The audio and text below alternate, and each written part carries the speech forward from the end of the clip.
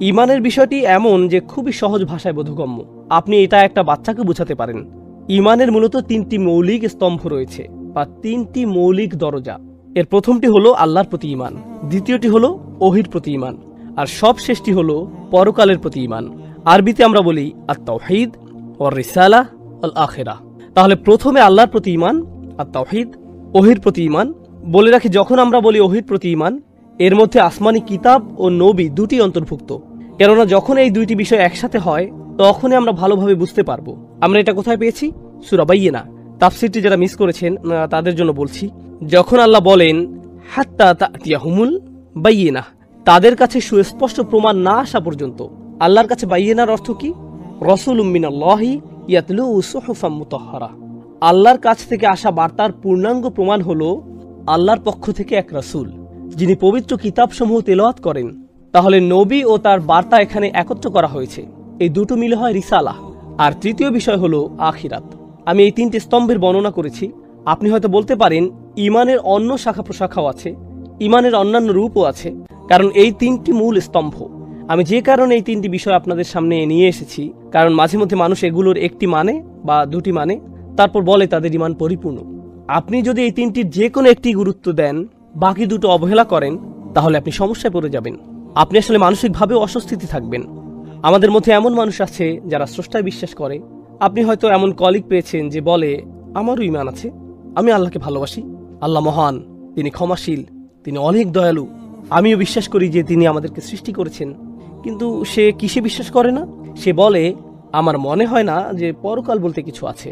আমি আল্লাহকে ভালোবাসি, কিন্তু আমার মনে হয় না যে পরকাল বলতে কিছু আছে। আমার মনে হয় না যে আল্লাহ মানুষের সাথে কথা বলবেন কিংবা ফেরেশতা পাঠাবেন। আমার এমনটা মনে হয় না। তাহলে তারা আল্লাহকে বিশ্বাস করেছে, কিন্তু কিসে করেনি? ওহির প্রতি ইমান এবং আখিরাতের প্রতি ইমান, এই দুটো বাদ। এখন এতে কি সমস্যা হয়? এই সমস্যাটির মূল হলো, দেখুন আল্লাহ আপনার কাছ থেকে কি চান। আল্লাহ আপনার কাছ থেকে কিছু চান, তার প্রমাণ কি? আচ্ছা, আমি আল্লাহকে বিশ্বাস করি, তিনি ঊর্ধ্ব আকাশে আছেন। আমরা তো তাকে দেখতে পাই না, আমরা তার শক্তি অনুভব করি। কিন্তু কিভাবে বুঝবো তিনি আমাদেরকে সৃষ্টি করেছেন? কিন্তু কিভাবে বুঝবো তিনি আমাদের কাছে কিছু চান কিনা? আমি কি কোনো উদ্দেশ্যে সৃষ্টি হয়েছি?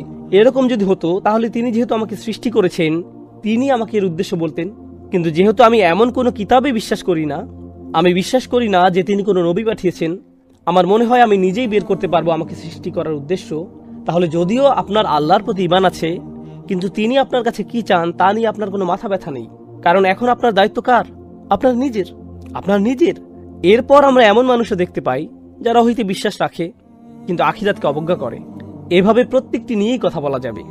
কিন্তু এখানে আমি যা বোঝাতে যাচ্ছি তা হলো, ঈমানের এই তিনটি মৌলিক বিষয় মক্কি যুগের বর্ণনা এসেছে। মক্কি যুগের সূরাগুলোয় আপনি এগুলোর বর্ণনা পাবেন। আল্লাহর প্রতি ঈমান মজবুত করা, ওহির প্রতি ঈমান আনা, আখিরাতের প্রতি ঈমান, এগুলোই হলো তিনটি মৌলিক বিষয়। যখন এই তিনটি বিষয় মজবুত ও দৃঢ় হয়, তখন কি হয়? তখন আপনার সত্যিকারের ঈমান অর্জিত হয়। একটা ছোট জিনিস যা সাধারণ মুসলিমদের জন্য গুরুত্বপূর্ণ, যা এখানে কিছুটা আলোচনা করা যায়, কিন্তু যখন আমরা ওই সূরাগুলোতে যাব তখন গভীরভাবে এ নিয়ে আলোচনা করা হবে। এখন ঈমান ও রিসালাত নিয়ে বলি, বা ঈমান বা বিশ্বাসের বিষয়টি মাথায় আসলেই মানুষ সাধারণত ভাবে স্রষ্টার প্রতি বিশ্বাস। আপনি যখন ঈমান বা বিশ্বাস নিয়ে ভাবেন, বলুন তো কি আপনার মাথায় আসে না? রাসূলের প্রতি বিশ্বাস। আমরা বলি আমানতু বিল্লাহি ওয়া মালাইকাতিহি ওয়া কুতুবিহি ওয়া রুসুলিহি। আমরা রাসূলের ব্যাপারে ভাবি না।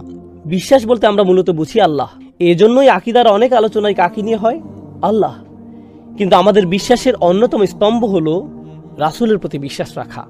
আমি কেন এটিকে গুরুত্ব দিচ্ছি? মাঝে মাঝে কেউ কেউ রাসূলুল্লাহ সাল্লাল্লাহু আলাইহি ওয়াসাল্লাম সম্পর্কে এমন কিছু বলে থাকে যা তার ঈমানকেই বাতিল করে দেয়। কেউ কেউ আল্লাহ সম্পর্কেও এমন কিছু বলে যা বলা অনুচিত, যা বলা উচিত নয়, যা তার ঈমানকে ধ্বংস করে দেয়।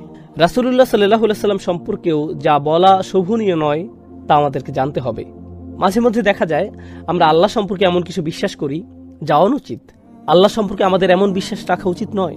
আমাদের হয়তো আল্লাহর ব্যাপারে ভুল বিশ্বাস আছে যা আমাদের ঈমানকে নষ্ট করে দিতে পারে। এই একই বিষয় হতে পারে যদি আমাদের ভুল বিশ্বাস থাকে কার ব্যাপারে?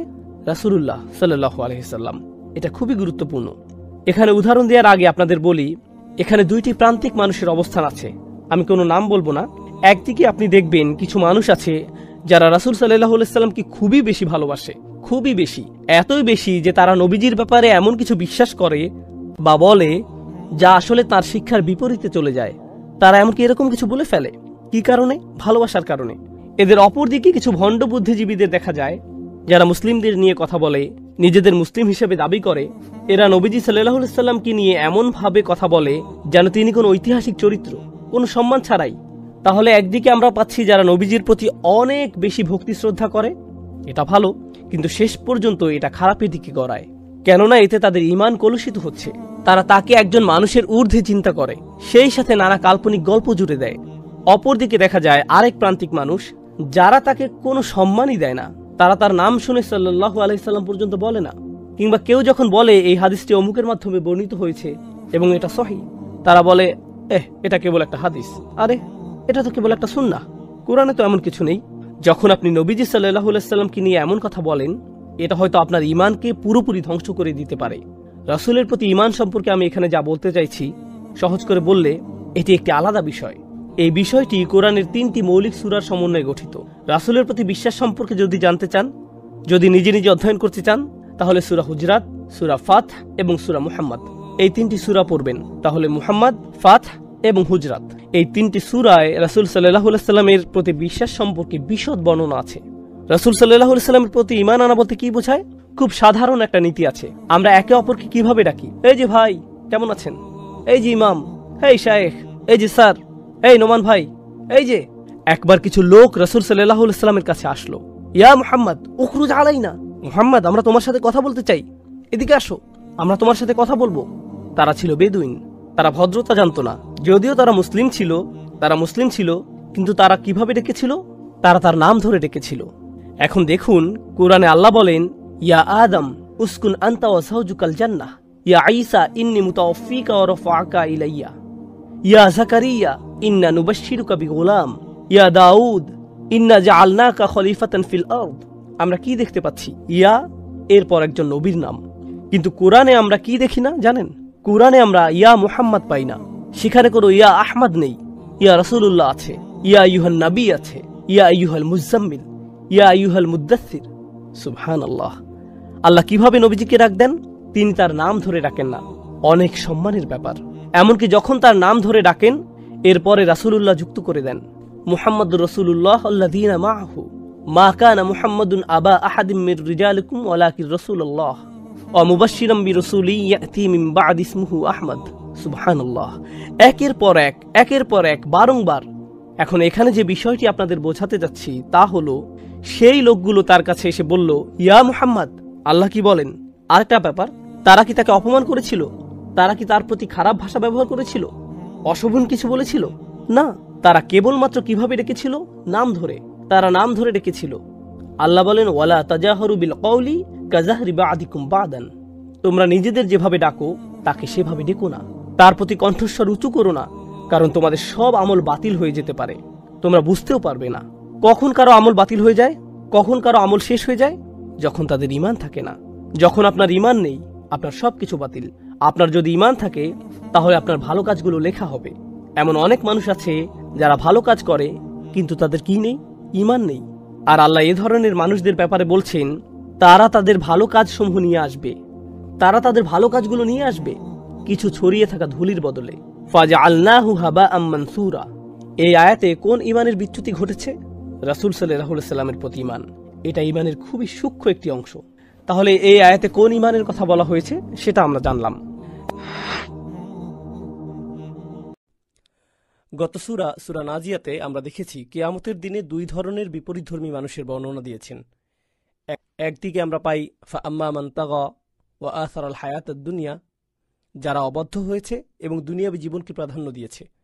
একদিকে এদের বর্ণনা এসেছে।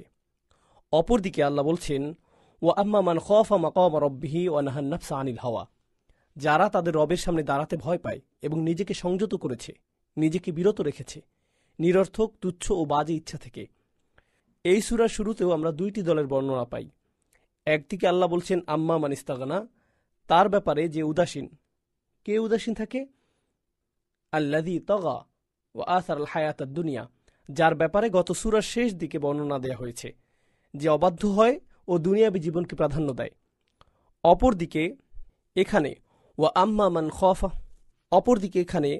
আম্মা মান জাআকা ইয়াসআ ওয়া হুয়া ইয়াখশা যে আপনার দিকে ভীত হয়ে দৌড়ে আসে, এমন লোকের ব্যাপারে আল্লাহ আযযা ওয়া জাল্লা গত সূরার শেষেও বর্ণনা করেছেন। ওয়া আম্মা মান খাফা মাকামা রাব্বিহি ওয়া নাহান নাফসা আনিল হাওয়া, যে তার রবের সামনে দাঁড়াতে ভয় পায়। তাহলে বিশ্বাসী ও অবিশ্বাসী এই দুই বিপরীতধর্মী দলের বর্ণনার কিছু গুণ নাজিয়াতের শেষে বলা হয়েছে। এরপর সূরা আবাসার শুরুতে নতুনভাবে এই দুই দলের কিছু গুণের বর্ণনা এসেছে। এবার ইনশাআল্লাহ তাআলা আমরা সূরা আবাসার সবচেয়ে গুরুত্বপূর্ণ এবং জনপ্রিয় মূলভাব নিয়ে আলোচনা করব। এটা সূরা আবাসার প্রথম আয়াত। আবাসার অন্য আয়াতগুলোর মধ্যে এই আয়াতটি বিখ্যাত, যদিও অনেক সময় এই আয়াতটি সম্পর্কে আমরা কম জানি। এই সূরার দাসে যাব ইনশাআল্লাহ। তবে তার আগে একটা বিষয় আপনাদেরকে সতর্ক করতে চাই, তা হলো আমরা কিভাবে রাসূল সাল্লাল্লাহু আলাইহি সাল্লামের ব্যাপারে কথা বলি, এটা খুবই গুরুত্বপূর্ণ। যেমন মাদানী সূরাগুলোতে দেখবেন যখন আল্লাহ আযযা ওয়া জাল্লা সাহাবীদেরকে ভদ্রতার শিক্ষা দিচ্ছেন, এবং অনেক বেদুইনরা এটা জানত না, যখন তিনি ভদ্রতা শেখাচ্ছেন, যদি তারা রাসূল সাল্লাল্লাহু আলাইহি সাল্লামের সাথে আর 10 জনের মতো কথা বলে, অপমান করে নয়, কিন্তু আর 10 জনের মতো সাধারণভাবে, তখন তাদের জন্য আয়াত নাজিল হতো যাতে তারা এমনটি না করে। যেমন সূরা হুজরাতে আমরা পাই, যেখানে বেদুইনরা কয়েকজন এসে বলল, ইয়া মুহাম্মদ উখরুজ আলাইনা, মুহাম্মদ বের হয়ে আসো, তোমার সাথে কথা আছে। তারা তার বাড়ির সামনে আসলো। তারা কিছুটা রুক্ষভাষী, অতটা ভদ্র বা সভ্য ছিল না। তারা মানুষের সাথে রুক্ষভাবে কথা বলতো। সুতরাং তারা ইসলাম কবুল করল এবং রাসূল সাল্লাল্লাহু আলাইহি সাল্লামের সাথে কিছুটা রুক্ষভাবে কথা বলল। এটা কিন্তু তাদের কাছে রুক্ষ ছিল না, তারা এভাবেই শিখেছিল। বুঝতে পারছেন? আর যখন আল্লাহ আযযা ওয়া জাল্লা এটা দেখলেন, তিনি তাদেরকে সতর্কবার্তা দিলেন। তিনি বললেন, ওয়ালা তাজহারু লাহু বিল কওল কাজাহরি বা'দিকুম লিবা'দ। তিনি তাদেরকে সতর্কবার্তা দিলেন, তোমরা তার সাথে এভাবে বলবে না, তার উপর গলাচড়া করবে না, যেভাবে তোমরা নিজেরা নিজেদের সাথে করো। তিনি তোমাদের মতো নন। আং তাহবাতা আমালুকুম ওয়া আনতুম লা তাশউরুন। এবং যদি তোমরা এমনটি করো, তোমাদের সকল ভালো কাজ এমনভাবে বিনষ্ট হয়ে যাবে যা তোমাদের ধারণারও বাইরে, তোমরা বুঝতেও পারবে না। একই সূরায় তিনি এ বলেও সতর্ক করছেন, ও আলামু আন্না ফীকুম রাসূলুল্লাহ, জেনে রাখো তোমাদের মধ্যে বিশেষভাবে তোমাদের মধ্য হতে, অর্থাৎ সাহাবাদের কথা বলা হচ্ছে, আল্লাহ রাসূল সাল্লাল্লাহু আলাইহি সাল্লাম তোমাদের মধ্য থেকে। এরপর একই আয়াতে তিনি বলছেন তোমাদেরকে তার সাথে সতর্ক হতে হবে। একই আয়াতে তিনি বলছেন, ওয়ালাকিন্নাল্লাহা হাব্বাবা ইলাইকুমুল ঈমান, কোনো সন্দেহ নেই আল্লাহ তোমাদের অন্তরের ঈমানের স্বাদ দিয়েছেন এবং একে সৌন্দর্যমণ্ডিত করেছেন। তাহলে এখানে রাসূলের ব্যাপারে বলার পর আমাদের অন্তরে এর সৌন্দর্যের বর্ণনা দিয়ে শেষ করা হয়েছে। এখানে আল্লাহর প্রতি ঈমানের বর্ণনা আসেনি, ফেরেশতাদের প্রতি ঈমানের বর্ণনা আসেনি, কিতাবসমূহের প্রতি ঈমানের বর্ণনা আসেনি। কোন ঈমানের বর্ণনা এসেছে? আসলে ঈমানও নয়, ভক্তি, শ্রদ্ধা। আমরা কিভাবে আল্লাহ রাসূলের ব্যাপারে কথা বলি তার গুরুত্ব সম্পর্কে বলা হয়েছে। এটা আসলেই গুরুত্বপূর্ণ একটা বিষয়, কারণ এই সময়ে দুই ধরনের বাড়াবাড়ি দেখা যাচ্ছে। একদিকে আছে এমন মুসলিম যাদের নবীজির প্রতি কোনো সম্মান নেই, মুসলিম হয়েও তারা নবীজি সাল্লাল্লাহু আলাইহি সাল্লামের ব্যাপারে বলার সময় কোনো সম্মান দেয় না। তার কোনো সুন্নতের ব্যাপারে বলার সময় এরকমভাবে বলে অনেকে, ও এটা তো কেবল একটা হাদিস, কিংবা এটা তো কোরআনে নেই, বা তার কাজ তো ছিল কেবল বার্তা পৌঁছে দেয়া, তিনি তাই করেছেন, তো আমাদের তার ছোটখাটো কাজগুলোকে এত সিরিয়াসলি নেওয়ার দরকার নেই, ইত্যাদি ইত্যাদি। আমাদের এভাবে বলার আগে খুবই সতর্ক হতে হবে। আমি বলছি না যে বুদ্ধিবৃত্তিক আলোচনা হতে পারবে না, কিন্তু যখন হবে তখন অবশ্যই খুবই খুবই সতর্কভাবে হতে হবে, খুবই গুরুত্বের সাথে করতে হবে, বাচনভঙ্গি সতর্ক হতে হবে। আবার অপরদিকে কিছু মুসলিম আছেন যারা নিজেদেরকে মুসলিম দাবি করেন, যাদের নবীজি সাল্লাল্লাহু আলাইহি সাল্লামের প্রতি এত ভালোবাসা, এত ভক্তি যে তারা প্রায় শিরকের পর্যায়ে পৌঁছে গিয়েছেন। কখনো কখনো প্রকাশ্যে জেনে শুনে ভালোবাসা ও ভক্তির কারণে, কোনো খারাপ নিয়তে নয়, বরং ভালোবাসা ও ভক্তিতে একই সাথে এমন কিছু আয়াত রয়েছে যেগুলোতে রাসূল সাল্লাল্লাহু আলাইহি সাল্লামকে কঠোরভাবে কিছু বলা হয়েছে। এরা এগুলোকে এমনভাবে ব্যাখ্যা করে যাতে আয়াতের ভাষা পরিবর্তন হয়ে যায়। আপনাকে ভাষাগত অর্থের ক্ষেত্রে সৎ হতে হবে। যখন আল্লাহ কিছু বলেন তিনি পরিষ্কারভাবেই বলেন। আল্লাহ নিজেই বলেছেন, বিলিসানিন আরাবিয়্যিম মুবিন, এটা হচ্ছে পরিষ্কার আরবি ভাষায়। এটাই কোরআনের বৈশিষ্ট্য। তাহলে আল্লাহ যখন কোনো কিছুর বর্ণনা দেন, আপনি বলতে পারেন না যে আল্লাহ এটা বলেছেন কিন্তু তিনি আসলে এটা বলতে চেয়েছেন। না, এমন হলে কোরআনের ভাষাগত সততা থাকবে না। তাই আপনাকে অবশ্যই খুব সতর্কভাবে বলতে হবে। কিন্তু এমন কিছু জায়গা আছে খাঁটি সোনার মতো, যা আমরা অতিক্রম করতে পারি না, যেমন একটি হচ্ছে আল্লাহ রসুল সাল্লাল্লাহু আলাইহি সাল্লাম ছিলেন গুনাহমুক্ত, যে তিনি কখনোই আল্লাহর অবাধ্য হননি এবং কখনো গুনাহ করেননি। যখন আমরা কোনো কিছু অধ্যয়ন করব, এই খাঁটি নীতির ব্যত্যয় ঘটতে পারবে না। আমরা এভাবে বলতে পারবো না যে না, কেউ কেউ ইতিপূর্বে এমনও বলেছেন যে তিনি কেবলমাত্র ছোট গুনাহ করেছেন ইত্যাদি ইত্যাদি। না, এটা বলতে গেলে আমাদের আকীদার ইজমা যে তিনি কখনোই গুনাহ করেননি। আল্লাহ আজ্জা জাল্লা তার অন্তরকে পরিশুদ্ধ করেছেন, তিনি তার হৃদয়কে দৃঢ় করেছেন, তিনি হলেন মানবজাতির জন্য আদর্শ স্বরূপ। তাই তিনি অবশ্যই সকল গুনাহ থেকে মুক্ত, আল্লাহ নিজে তাকে রক্ষা করেছেন। যাই হোক, এই সব কিছু মাথায় নিয়ে আমরা এই সূরার অধ্যয়ন শুরু করছি। এর হিকমা, প্রজ্ঞা, এর বিন্দু বিন্দু প্রজ্ঞা সম্পর্কে জানা শুরু করছি ইনশাআল্লাহ তাআলা। আবাসা ওয়া তাওয়াল্লা সূরার শুরু। সাধারণভাবে এর অর্থ হচ্ছে সে ভ্রু কুঞ্চিত করল এবং মুখ ফিরিয়ে নিল। এটা হচ্ছে সরল অনুবাদ, সে ভ্রু কুঞ্চিত করল এবং মুখ ফিরিয়ে নিল। এখানে এর প্রেক্ষাপট হচ্ছে আল্লাহর নবী সাল্লাল্লাহু আলাইহি সাল্লাম কুরাইশদের কয়েকজন নেতার সাথে কথা বলছিলেন। কিছু বর্ণনায় আমরা তাদের নামও পাই। তাদের মধ্যে ছিলেন উতবা ইবনে রাবিয়া, সে ছিল বড় কাফেরদের একজন। আবু জাহেল, এরা ছিল সেখানে। তিনি সেখানে মক্কার বড় নেতাদের সাথে কথা বলছিলেন। তারা তার সাথে আলোচনায় বসেছিল। বেশিরভাগ ক্ষেত্রে আমরা পাই, গত সূরাতেও আমরা দেখি যে তার সাথে তারা মজা করছে, কিংবা তারা আখিরাত নিয়ে ঠাট্টা মশকরায় ব্যস্ত। সূরা নাবায় ও নাজিয়াতেও আমরা এগুলোর বর্ণনা পাই। কিন্তু এখানে তারা আসলে কিছু নিয়ে আলোচনা করছিল। তাহলে বোঝা যাচ্ছে তারা গুরুত্বপূর্ণ কিছু নিয়েই বসেছিল। অপরদিকে আমরা দেখি সেখানে ছিল আবদুল্লাহ ইবনে উম্মে মাকতুম, যে ছিল খাদিজা রাদিয়াল্লাহু তাআলা আনহার চাচাতো ভাই। সেই কারণে সে নবীজি সাল্লাল্লাহু আলাইহি সাল্লামের নিকটেই ছিল, কারণ সে তার কাছের লোক, সে পরিবারের লোক। এবং আমরা জানি যে তিনি ছিলেন অন্ধ রাদিয়াল্লাহু আনহু, এবং তিনি ছিলেন শুরুর দিকে ঈমান আনা লোকদের অন্যতম রাদিয়াল্লাহু আনহু। ও বলে রাখি, এই সূরায় তাকে অপমান না করার বিষয়ে বলা হচ্ছে, কেননা তিনি ছিলেন শুরুর দিকে ঈমান আনা লোকদের মধ্যে অন্যতম, শুরুর দিকে ইসলাম কবুল করা মানুষদের অন্যতম, যাদেরকে বলা হয় আস-সাবিকুন আস-সাবিকুন, প্রথমের মধ্যে প্রথম।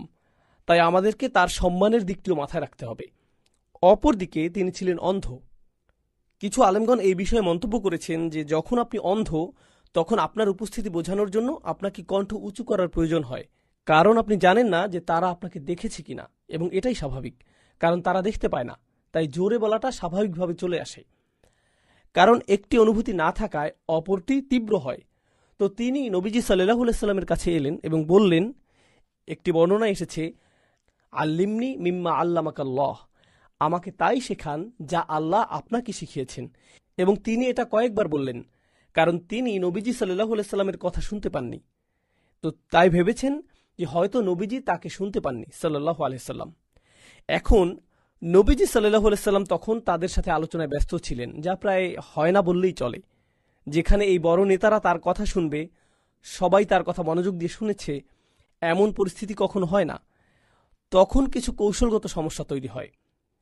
একটি সমস্যা হলো, কাফের নেতাদের মধ্যে, অবিশ্বাসী নেতাদের মধ্যে সবসময় এই অভিযোগ ছিল, শুধু কেবল আমাদের নবীজির ক্ষেত্রে নয় সাল্লাল্লাহু আলাইহি সাল্লাম, বরং পূর্ববর্তী নবীদের ক্ষেত্রেও এই অভিযোগটি ছিল যে কেন আমরা এই লোকটিকে গ্রহণ করব, যেখানে নিচু লোকেরা, নিচু জাত, কৃষকরা তার কাছে আসে। এবং এই কারণে তারা বলতো, আমরা তোমার কথা শুনব না, কারণ তুমি নিচু মানুষদের সাথে চলাফেরা করো। এসব গরিব, দুর্বল, ক্ষমতাহীন, শোষিত মানুষেরা তোমার সাথে ওঠা বসা করে, আমরা তাদের সাথে চলতে পারবো না, তাতে আমাদের আভিজাত্য নষ্ট হবে। তুমি কি আমাদের সাথে কথা বলতে চাও? তাহলে একা একা এসে কথা বলো, আমরা তোমার কাছে যাব না, তোমাকে আমাদের কাছে আসতে হবে। তো এখানেও তো এমন একটা পরিস্থিতি মনে হচ্ছে, যেখানে নবীজি সাল্লাল্লাহু আলাইহি সাল্লাম নিজে তাদের কাছে গিয়েছিলেন। দাওয়া হচ্ছে অন্যকে আপনার কাছে আমন্ত্রণ করা, মানে হচ্ছে কাউকে আমন্ত্রণ জানানো। কিন্তু তাবলীগ হচ্ছে অন্যকে বার্তা পৌঁছে দেয়া। নবীজির এই ঘটনাটি কোন অংশে পড়েছে? তাবলীগ। তিনি নিজে তাদের কাছে গিয়েছিলেন, তিনিই তাদের কাছে গিয়েছিলেন। এখন এই অবস্থায় একটা সমস্যা হলো, তারা আবদুল্লাহ ইবনে উম্মে মাকতুমকে দেখবে এবং দাওয়াত প্রত্যাখ্যান করার জন্য এটাই যথেষ্ট। তারা উঠে যেতে পারে, বলতে পারে, আমরা এই লোকের উপস্থিতিতে কোনো কথা বলতে চাই না। আরেকটা সমস্যা হচ্ছে, নবীজি সাল্লাল্লাহু আলাইহি সাল্লামের কথা তারা শুনছে, এই অবস্থায় যদি তিনি সাহাবীর দিকে তাকান এবং তার সমস্যা সমাধানের চেষ্টা করেন, যেটা আসলে পরে করলেও হবে, সে কোথাও চলে যাচ্ছে না, সে একজন খাঁটি বিশ্বাসী, সে খাঁটি ইমানদার, তাই তার কথা পরে শুনলেও হবে। যা পরে করলে হবে না তা হলো এই সকল নেতাদের মধ্যে বার্তা পৌঁছে দেয়া যারা অবশেষে তার কথা শুনছে। তাহলে যদি আপনি নবীজি সাল্লাল্লাহু আলাইহি সাল্লামের দৃষ্টিকোণ থেকে বিষয়টা দেখেন, তাহলে বুঝবেন তিনি এখানে কোনো ভুল করেননি। তিনি ভুল করেননি। এখানে আরেকটা বিষয় হলো, আব্দুল্লাহ ইবনে উম্মে মাকতুম ছিলেন অন্ধ। তাই যখন নবীজি সাল্লাল্লাহু আলাইহি সাল্লাম মুখ ঘুরালেন, যখন আপনি কারো দিক থেকে মুখ ফিরিয়ে নেন, সে কেবলমাত্র তখনই মনক্ষুণ্ণ হবে যখন সে এটা দেখবে। সে যদি দেখে তাহলে। তাই কারো প্রতি মনক্ষুণ্ণ হওয়া, রুক্ষ হওয়া বা বিরক্ত হওয়ার বিষয়টি দেখার সাথে সম্পর্কিত। আমরা এখানের বর্ণনা থেকেই বুঝতে পারছি যে আনজা আহুল আমা, আল্লাহ এখানে তার নাম নেননি, কিন্তু তিনি বুঝিয়ে দিয়েছেন যে সে অন্ধ। এখানে আল্লাহ রসুলের আরেকটি চারিত্রিক গুণ ও সরলতার প্রমাণ পাওয়া যায়। তিনি এখানে বলেননি, আমরা জানি বাবা মায়ের বিষয়ে আল্লাহ বলেছেন ফালা তাকুল্লাহুমা উফ, তাদের সাথে উফ শব্দটিও ব্যবহার করো না, তাদের সামনে যেন বিন্দুমাত্র অসন্তুষ্টি প্রকাশ না পায়। আমরা আল্লাহ রাসূলের কোনো মৌখিক অসন্তুষ্টির বর্ণনা পাই না, আমরা তার অসন্তুষ্টির বর্ণনা পাই তার মুখের অভিব্যক্তিতে। আমরা আবাসা শব্দটি নিয়ে আরও বিস্তারিত আলোচনা করব সামনে ইনশাআল্লাহ। এরপর তিনি যখন ঘুরে তাকালেন, কুরাইশ নেতাদের সাথে কথা বলা শেষ করবেন, সেই সাহাবী কি তার ঘুরে তাকানো দেখেছে? না, তিনি কিন্তু তা দেখেননি। তাহলে প্রথমে আমাদের বুঝতে হবে তিনি সাহাবীকে কষ্ট দেননি, তিনি মোটেও সেই সাহাবীকে কষ্ট দেননি। তাহলে যেহেতু সেখানে কোনো সমস্যা নেই, তাহলে কেন এই আয়াতটি নাজিল করা হলো, এটা আমাদের খুব ভালোভাবে বুঝতে হবে। দেখুন, মুসলিম হিসেবে আল্লাহ আমাদের জন্য একটা স্ট্যান্ডার্ড ঠিক করে দিয়েছেন। এরপরে মুমিনদের জন্য আরও উঁচু স্ট্যান্ডার্ড রয়েছে। এরপর আরও উঁচু স্ট্যান্ডার্ড রয়েছে কাদের জন্য? মুহসিনদের জন্য, তাই না? কিন্তু এদের কারো স্ট্যান্ডার্ডই আল্লাহর একজন নবীর সাথে তুলনীয় নয়। আপনি কখনোই আপনার নিজের স্ট্যান্ডার্ডের সাথে আল্লাহ রাসূলের তুলনা করতে পারেন না। আল্লাহ আযজা ওয়া জাল্লা নবীজির প্রতিটি জটিল আচরণকে, প্রতিটি ভঙ্গিকে খুবই খুবই সতর্কভাবে পর্যবেক্ষণ করেছেন। আল্লাহ রসুল সাল্লাল্লাহু আলাইহি সাল্লাম যখন আকাশের দিকে তাকাতেন, আল্লাহ তাআলা সেটিও লক্ষ্য করে তার প্রতি আয়াত নাজিল করেছেন, কদ নারা তাকাল্লুবা ওয়াজহিকা ফিস সামা, আমরা আপনাকে আকাশের দিকে মুখ ফিরিয়ে তাকাতে দেখেছি। কাবার জন্য, কাবার প্রতীক্ষায় আয়াত নাজিল হলো। তাহলে বোঝা যাচ্ছে আল্লাহ ও তার রাসূল সাল্লাল্লাহু আলাইহি সাল্লামের মধ্যকার খুবই ঘনিষ্ঠ সম্পর্ক। এই স্ট্যান্ডার্ডের ব্যাপারটি মাথায় রাখুন, এটা এতটাই উঁচু মর্যাদার। আপনাদেরকে এই ব্যাপারে একটা ধারণা দেই। আমাদের জন্য 5 ওয়াক্ত নামাজ রয়েছে, আমাদের জন্য 5 ওয়াক্ত নামাজ রয়েছে। যখন আল্লাহ তার নবীজি সাল্লাল্লাহু আলাইহি সাল্লামের সাথে কথা বলেন, তিনি তাকে কিয়ামুল লাইলের আদেশ করেছেন, কুমিল লাইলা ইল্লা কলিলা নিসফাহু আও ইনকুস মিনহু কলিলা, রাতে জাগো। এখানে ফেলে আমর এসেছে, এটা আদেশ। তিনি তার নবীকে রাতের অর্ধেক কিয়ামুল লাইল করতে বলেছেন, সর্বনিম্ন অর্ধেক রাত, কখনো সুযোগ থাকলে হয়তো তার থেকেও বেশি, এবং ধীরে সুস্থে কোরআন পড়া। এটা কি আমাদের স্ট্যান্ডার্ড? না, এটা আমাদেরকে নয়, বরং তাকে আদেশ করা হয়েছে সাল্লাল্লাহু আলাইহি ওয়াসাল্লাম। একইভাবে দাওয়াতের কাজের ক্ষেত্রেও আমরা বলি হ্যাঁ এটা গুরুত্বপূর্ণ, আমাদের করা উচিত, সুযোগ পেলেই আমাদের এটা করা উচিত। নবীজি সাল্লাল্লাহু আলাইহি সাল্লাম কখন দাওয়াতের কাজ করতেন? সব সময়। তার কোনো বিরতি ছিল না, তিনি থামতেন না। তিনি প্রতিনিয়ত মানুষের কাছে গিয়ে আল্লাহর বার্তা পৌঁছে দিতেন সাল্লাল্লাহু আলাইহি সাল্লাম। তাহলে এখানে তুলনা হয় না। এখন সেটা মাথায় রেখে এটা চিন্তা করে দেখুন, বুঝুন যে নবীরা, মুসা আলাইহিস সালামের কথাই ধরুন উদাহরণস্বরূপ, আল্লাহ তাকে আদেশ করেছেন, আল্লাহ তাকে সাক্ষাৎ করার জন্য পর্বতে ডেকেছেন, তিনি বেশ আগে ভাগেই সেখানে উপস্থিত হলেন। তারা তাদের কাজের ব্যাপারে এতটাই উদ্দীপ্ত ছিলেন, তারা দ্রুতই উন্নতি করতে চাইতেন। একইভাবে যখন আল্লাহ রসুল সাল্লাল্লাহু আলাইহি সাল্লামকে কোরআন দেয়া হলো, তিনি ওহির ব্যাপারে এতটাই উদ্গ্রীব হয়েছিলেন, তিনি খুব দ্রুত তা মুখস্থ করতে চাইতেন। আল্লাহ রসুলের উদ্দীপনা এতটাই ছিল, তাই আল্লাহ তাকে শান্ত করার জন্য একটি আয়াত নাজিল করলেন, লা তুহাররিক বিহি লিসানাকা লিতাআজালা বিহি, কুরআন মুখস্থ করার জন্য তাড়াহুড়া করবেন না, শান্ত হন, আমি এই কুরআনকে আপনার জন্য একত্রিত করে দিব। ইন্না আলাইনা জামআহু ওয়া কুরআনাহ ফাইযা ক্বরানাহু ফাত্তাবি' কুরআনাহ। তাহলে আল্লাহ আযজা ওয়া জাল্লা নিজেই এই দায়িত্ব নিলেন এবং নবীজিকে বললেন যে এটা আপনার সমস্যা নয়। কিন্তু দেখুন নবীরা কতটা আগ্রহী ছিলেন, তাদের কত বড় দায়িত্ব ছিল আলাইহিমুসসালাম, আর সবচেয়ে বেশি ছিল নবীজি সাল্লাল্লাহু আলাইহি সাল্লামের। আর আপনাকে বুঝতে হবে, তিনি কিন্তু কেবলমাত্র কুরাইশদেরকে দাওয়াত দিচ্ছিলেন না, তিনি কেবলমাত্র মক্কাবাসীদের দাওয়াত দিচ্ছিলেন না। তার কয়েক বছরের দুনিয়াবী জীবনে তিনি যা করেছেন, তিনি এটা বুঝেছেন যে তার দাওয়াতের প্রভাব থাকবে পরবর্তী সময়ের গোটা মানবজাতির উপরে, কারণ এরপরে আর কোনো নবী আসবে না। সুতরাং তিনি যাই করেন, সত্যিকার অর্থে পুরো দুনিয়ার ভার তার কাঁধে ছিল। তাই তিনি বুঝেছিলেন এই নেতারা একজনও যদি ইসলামের প্রতি অনুরক্ত হয়, ইসলাম কতটা শক্তিশালী হবে, ইসলামের কতটা উপকার সাধন হবে। তাই তিনি সর্বদাই তার মিশনকে পরবর্তী ধাপে ত্বরান্বিত করতে উদ্গ্রীব ছিলেন, যাতে এটা একটা মাইলফলক অতিক্রম করতে পারে। আর এই অবস্থায় এটা ছিল একটা সোনালী সুযোগ। এই কারণেই তিনি ফিরে তাকালেন। এমনকি কিছু আলমজ্ঞান মন্তব্য করেছেন যে ইসলামের ব্যাপারে জানতে আগ্রহী একজন অমুসলিম যদি ইসলামের ব্যাপারে জানতে আগ্রহী হয়, কারণ আল্লাহ একমাত্র হৃদয়ের কথা জানেন, একজন মুসলিমকে শেখানোর চেয়ে তাকে ইসলাম শেখানো বেশি জরুরি, কারণ মুসলিমকে পরেও শেখানো যাবে। ধরুন একজন অমুসলিম যদি মসজিদে প্রবেশ করে, ইমামকে ইসলামের ব্যাপারে কিছু প্রশ্ন জিজ্ঞাসা করে, সেখানে হয়তো কিছু মুসলিমরাও রয়েছে প্রশ্ন করতে, তারা হয়তো ইমামকে অজু বা নামাজ নিয়ে কিছু জিজ্ঞাসা করছিল, বা তারা হয়তো এবছর হজে যাবে। মুসলিম কি কিছুক্ষণ অপেক্ষা করতে পারে না? হ্যাঁ, কারণ অমুসলিম উত্তর না পেয়ে চলে যেতেও পারে, কিন্তু যদি সে শাহাদা পড়ে, সবার জন্য এটা অনেক বড় পাওয়া হবে, হয়তো তার মাধ্যমে আরও অনেকে উৎসাহী হবে। সুতরাং একজন অমুসলিমকে দাওয়াতের কাজটি একজন মুসলিমকে প্রশ্নের উত্তর দেওয়ার চেয়ে অনেক বড় কাজ। যদিও দুটি কাজই মূল্যবান, তবে নিশ্চয়ই আপনারা এটা বুঝতে পারছেন যে একটির মূল্য অপরটির চেয়ে বেশি। এখন আল্লাহ তাআলা এখানে আবাসা শব্দটি ব্যবহার করেছেন। এর একটা তাৎপর্য হলো আল্লাহ এখানে রসুল সাল্লাল্লাহু আলাইহি সাল্লামকে তিরস্কার করার মাধ্যমে আমাদেরকে এটা বুঝিয়ে দিয়েছেন যে এটা রসুল সাল্লাল্লাহু আলাইহি সাল্লামের কথা নয়। কেন তিনি তাকে তিরস্কার করলেন? কেন তিনি তার সমালোচনা করলেন? কেনই বা তিনি এই আয়াতগুলোর ব্যাপারে শঙ্কিত ছিলেন? এই আয়াতের বর্ণনায় তিনি কার উপর বিরক্ত ছিলেন? তিনি কার ব্যাপারে হতাশ ছিলেন? ইবনে উম্মে মাকতুম, তাই না? আব্দুল্লাহ ইবনে উম্মে মাকতুম। এখন তাই যদি হয়, তাহলে যখনই তিনি এই সাহাবীকে দেখতেন রাদিয়াল্লাহু আনহু, তিনি বলতেন আহলান বিমান আতাবানি ফিহি রব্বি, তাকে স্বাগতম, আল্লাহ যার ব্যাপারে আমাকে বলেছেন, আমার প্রভু তোমার ব্যাপারে আমাকে বলেছেন, তোমাকে স্বাগতম। সে যেন ভালোভাবে একটা বসার জায়গা পায়, তার জন্য আলাদা যত্ন নেয়া। এগুলো কিন্তু ব্যঙ্গ করা নয়, ব্যঙ্গাত্মকভাবে নয়। সাহাবীগণ থেকে বর্ণিত হয়েছে, তারা মন্তব্য করেছেন যে তাকে আলাদা সম্মান দেয়া হতো, আব্দুল্লাহ ইবনে উম্মে মাকতুমকে আলাদাভাবে মূল্যায়ন করা হতো। যদি তিনি সত্যিই তার উপর ক্ষুব্ধ থাকতেন, যদিও কোরআনে তার কথা এসেছে, পরে হয়তো তাকে ভিন্নভাবে দেখা হতে পারে, তো কোরআন থেকে স্পষ্টভাবে বোঝা যায় যে এটা মুহাম্মদ সাল্লাল্লাহু আলাইহি সাল্লামের কথা নয়, বরং এটা তার উপরে নাজিল করা হয়েছে। আবাসা শব্দটির কিছু চমৎকার বিষয় রয়েছে, সামনে যাওয়ার আগে সেগুলো নিয়ে আলোচনা করব ইনশাআল্লাহ তাআলা। আরবি ভাষায় ভ্রু কুচকানোর জন্য কয়েকটি শব্দ আছে।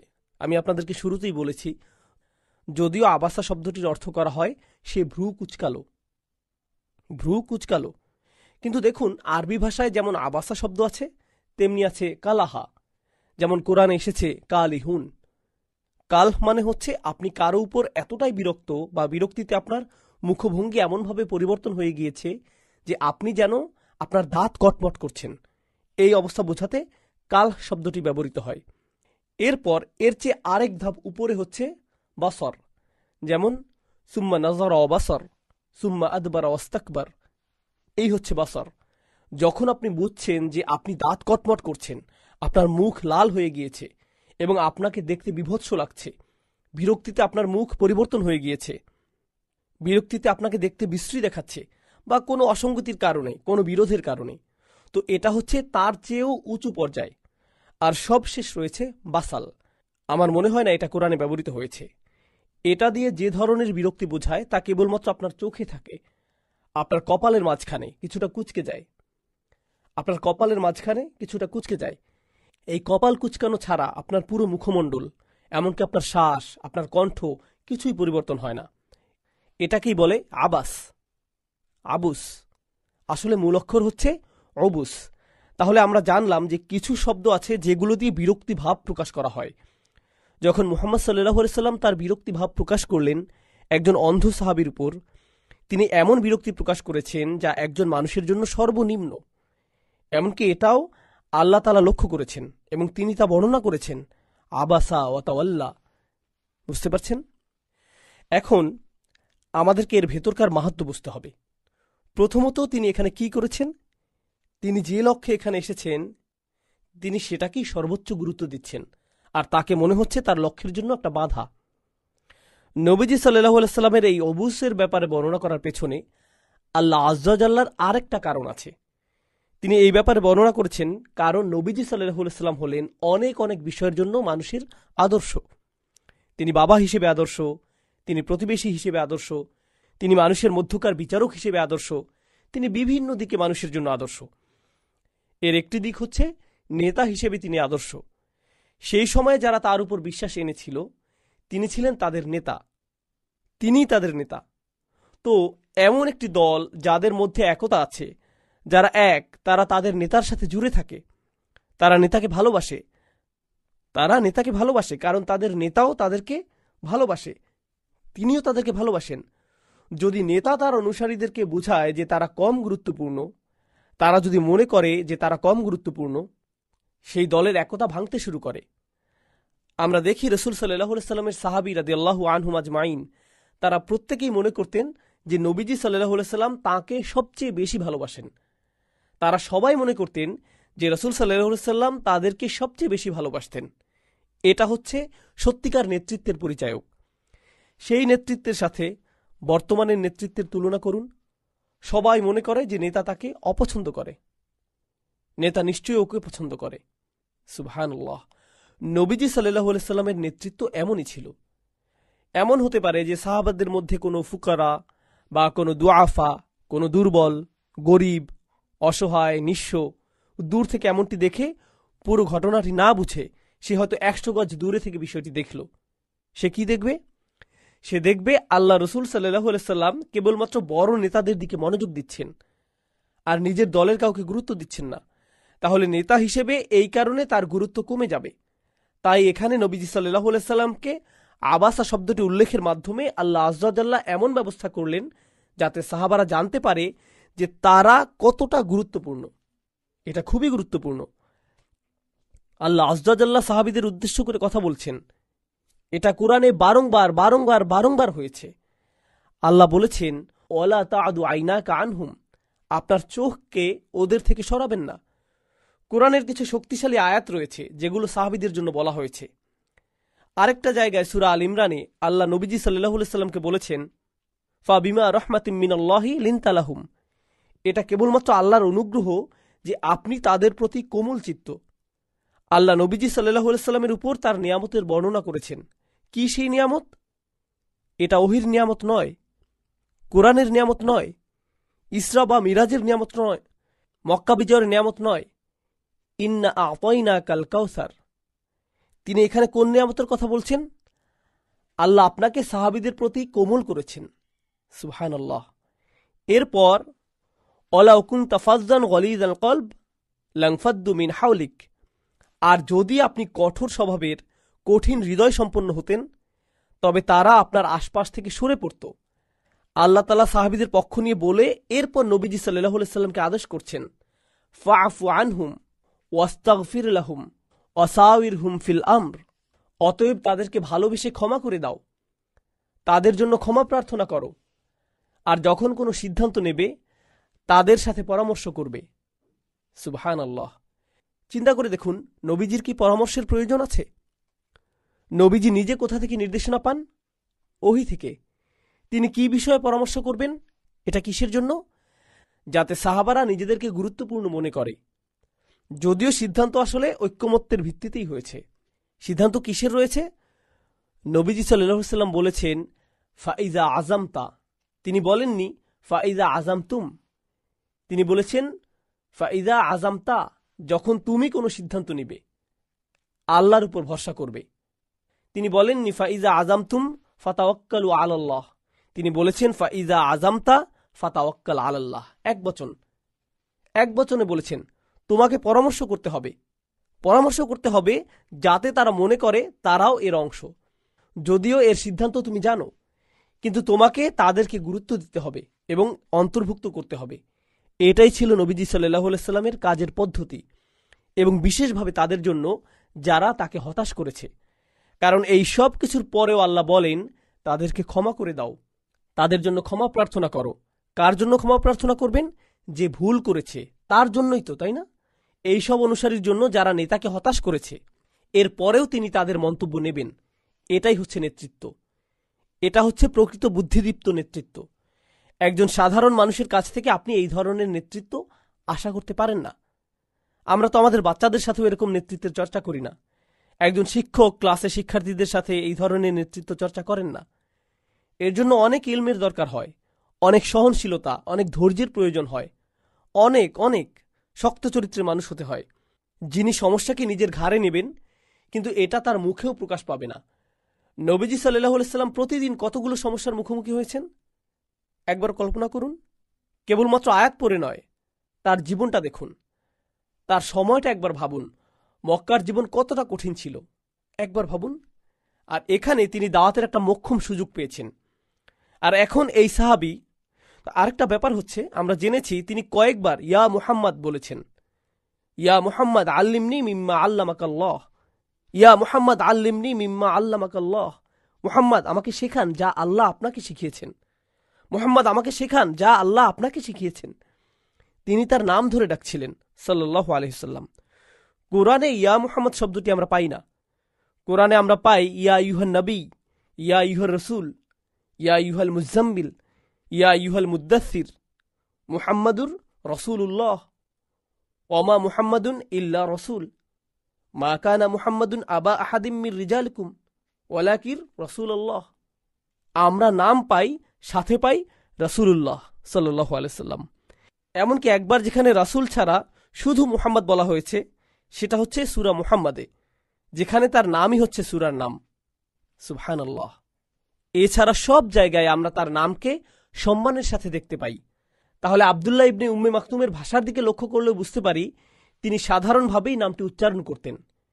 এই কারণেও হতে পারে যে তিনি তার পরিবারের লোক ছিলেন। আর যেহেতু এটা প্রাথমিক মক্কা যুগের মাক্কি যুগের সূরা, সাহাবাগণ তখনও মার্জিত রুচির শিক্ষা পাননি। এটা তাদের কাছে তখনও নতুন বিষয় ছিল। যাই হোক, তো আল্লাহ রসুল সাল্লাল্লাহু আলাইহি সাল্লাম তাদের দিকে ফিরলেন, আব্দুল্লাহ ইবনে উম্মে মাকতুমের থেকে ঘুরে অন্যদিকে ফিরলেন। আর এমন সময় যে কেউ তার দিকে ফিরে বলবে, দেখো আমি একটু ব্যস্ত আছি, আমাকে 2 মিনিট সময় দাও। আমরা সবসময় এমনটাই করে থাকি। কেউ আপনাকে ফোন করলো, আপনি বললেন, এই আমি একটু ব্যস্ত আছি, আমি তোমাকে ফোন ব্যাক করছি, তাই না? আল্লাহ রসুল সাল্লাল্লাহু আলাইহি সাল্লাম এমনকি এতটুকুও বললেন না, কারণ তিনি সাহাবীর অনুভূতির প্রতি এতটাই সতর্ক ছিলেন। শুধু তার কপালে কিছু অংশ কুঁচকে গেল, যেটা আয়াতে উঠে এসেছে। আর আল্লাহ আয্যা জাল্লা তার নবী সাল্লাল্লাহু আলাইহি সাল্লামের প্রতি এতটাই দয়ালু ছিলেন যে তিনি বলেননি আবাস্তা ওয়া তাওয়াল্লাইতা, আপনি ভ্রু কুঁচকেছেন এবং আপনি অন্যদিকে মুখ ফিরিয়ে নিয়েছেন, বরং তিনি বলেন সে ভ্রু কুঁচকেছে এবং সে অন্যদিকে মুখ ঘুরিয়ে নিয়েছে। নাম পুরুষ ব্যবহৃত হয়েছে। এরপর আনজাআহুল আ'মা, কারণ অন্ধ ব্যক্তি তার কাছে এসেছিল। আমরা আয়াতটি নিয়ে আলোচনা করব, কিন্তু এখানে নাম পুরুষের ব্যবহার লক্ষ্য করুন। আরবি ভাষায় যখন আপনি কারো উপর বিরক্ত হন, নাম পুরুষে বললে বোঝা যায় আপনি হালকাভাবে বলেছেন, মধ্যম পুরুষে বললে বোঝা যায় আপনি কঠিনভাবে বলছেন। তাহলে ভাষাগত দিক থেকে দেখলেও আমরা দেখতে পাই আল্লাহ তার নবী সাল্লাল্লাহু আলাইহি সাল্লামের উপর দয়া করেছেন, তিনি তাকে হালকাভাবে বলেছেন। এটা এমন, দৈনন্দিন জীবন থেকে কিছু উদাহরণ দিলে বুঝতে পারবেন। মনে করুন আপনি একটা ক্লাসরুমে অনেক বাচ্চা কাচ্চার সাথে আছেন।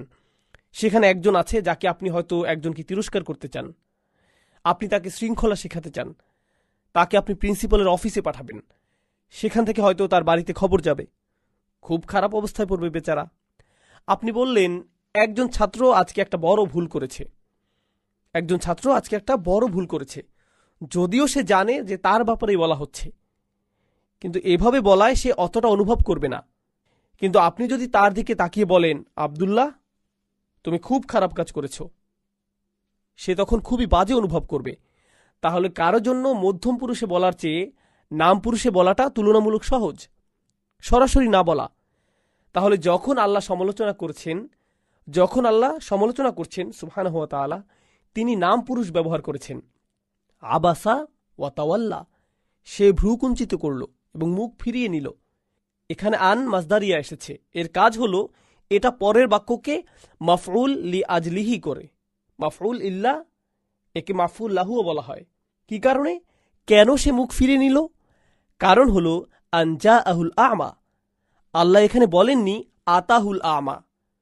কোরআনে কয়েকটি জায়গায় আতা এবং যা কাছাকাছি হিসেবে এসেছে। এর অর্থ আশা ও আশা, পৌঁছানো ও পৌঁছানো।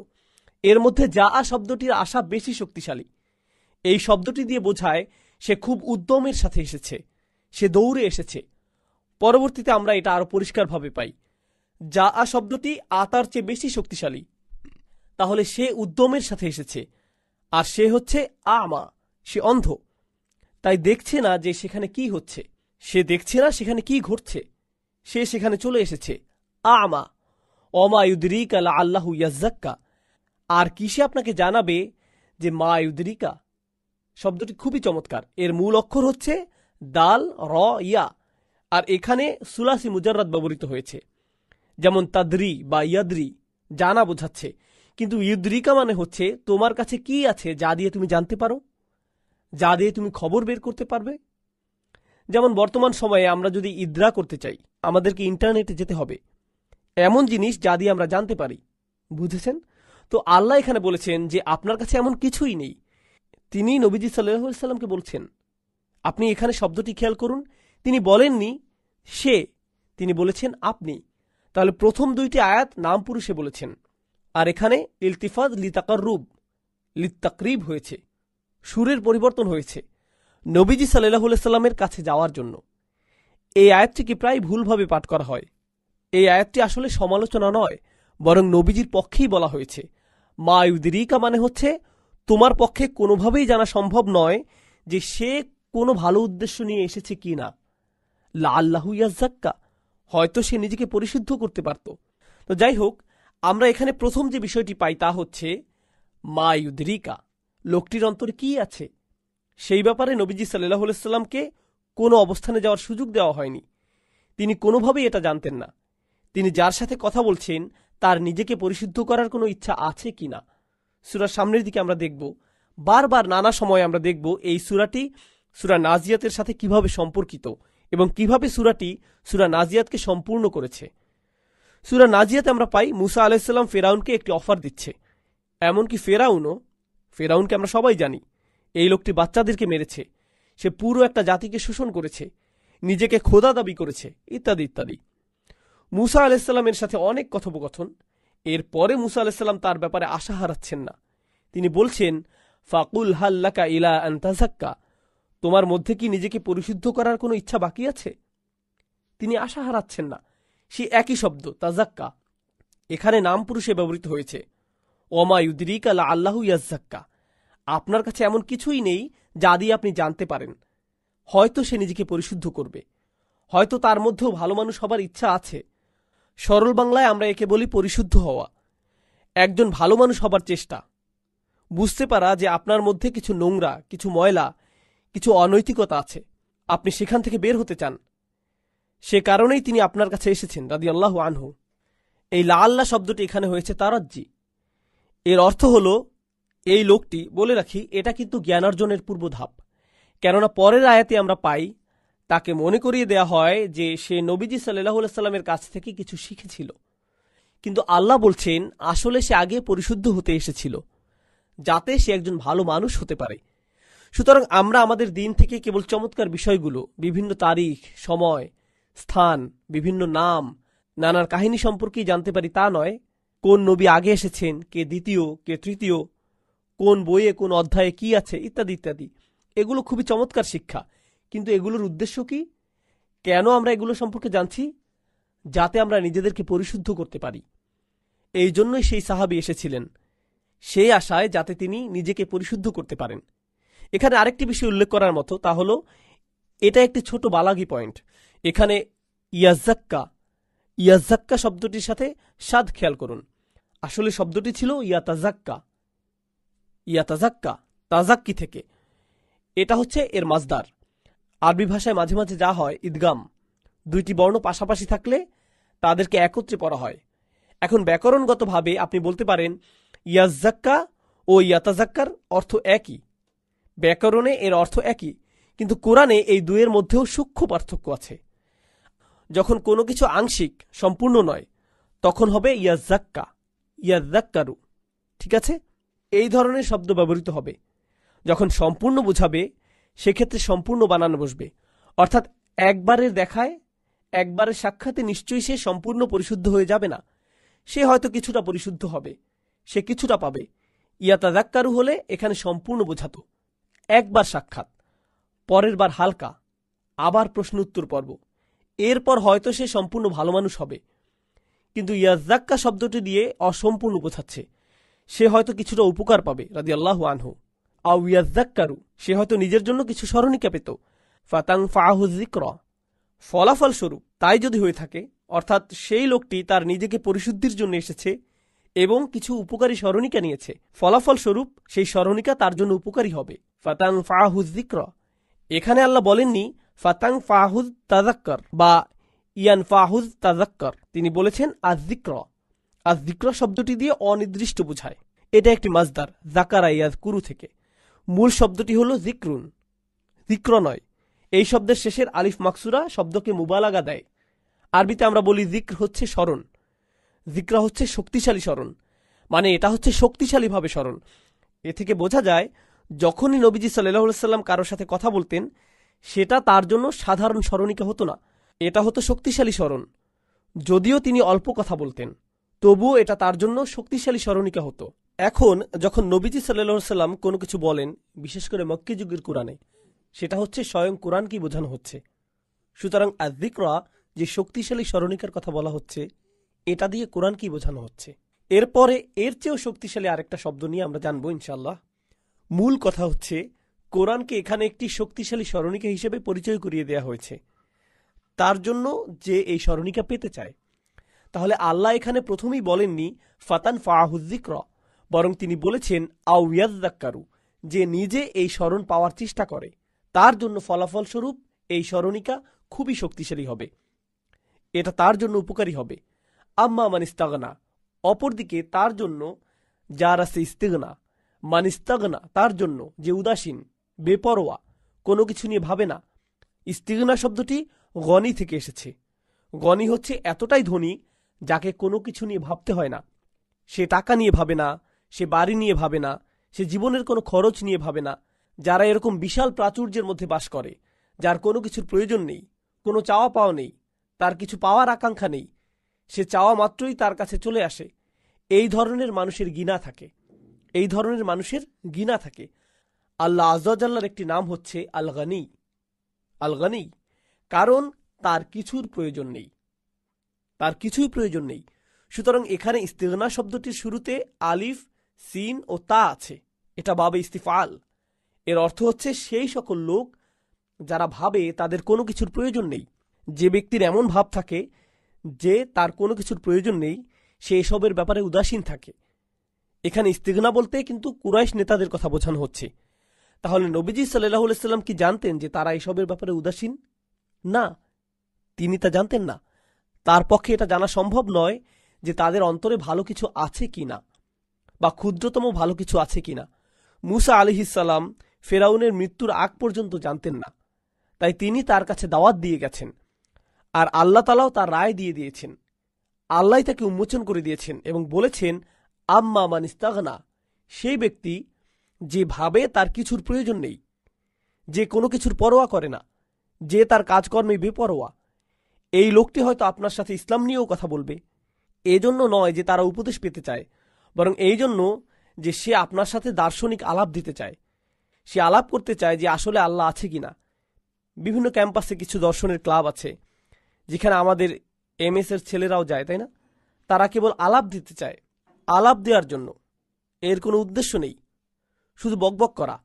যদি আপনি তার সাথে সবচেয়ে সেরা যুক্তিও দেন, সে বলবে হ্যাঁ তুমি খুব চমৎকার বলেছ, খুব সুন্দর, খুব সুন্দর, আমরা আগামীকাল আবার কথা বলবো, খুবই মজা পেলাম। এটা হচ্ছে ইস্তিগনার মনোভাব।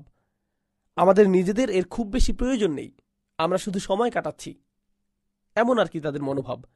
তাহলে একদিকে আমরা দেখছি এখানে সাহাবী রাদিয়াল্লাহু আনহু তিনি এখানে কেন এসেছেন? কারণ লাআল্লাহু ইয়াযাক্কা, যাতে সে নিজেকে পরিশুদ্ধ করতে পারে, একজন ভালো মানুষ হতে পারে, তার কলুষতা দূর করতে পারে, নিজের মধ্যে যে সমস্যাগুলো আছে তা দূর করতে পারে।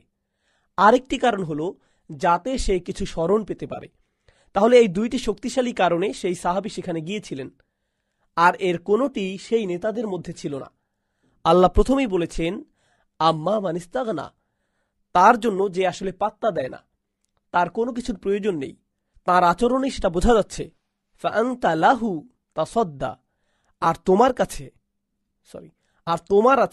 তাসাদ্দা, আসলে তোমার আছে তাসাদ্দা। আসলে তাসাদ্দা শব্দটি মূলত ছিল তাসাদ্দা, এখানে আরেকটা তা ছিল। এই শব্দটি ভালোভাবে জানলে বুঝতে পারবো আল্লাহ এখানে কি বলছেন।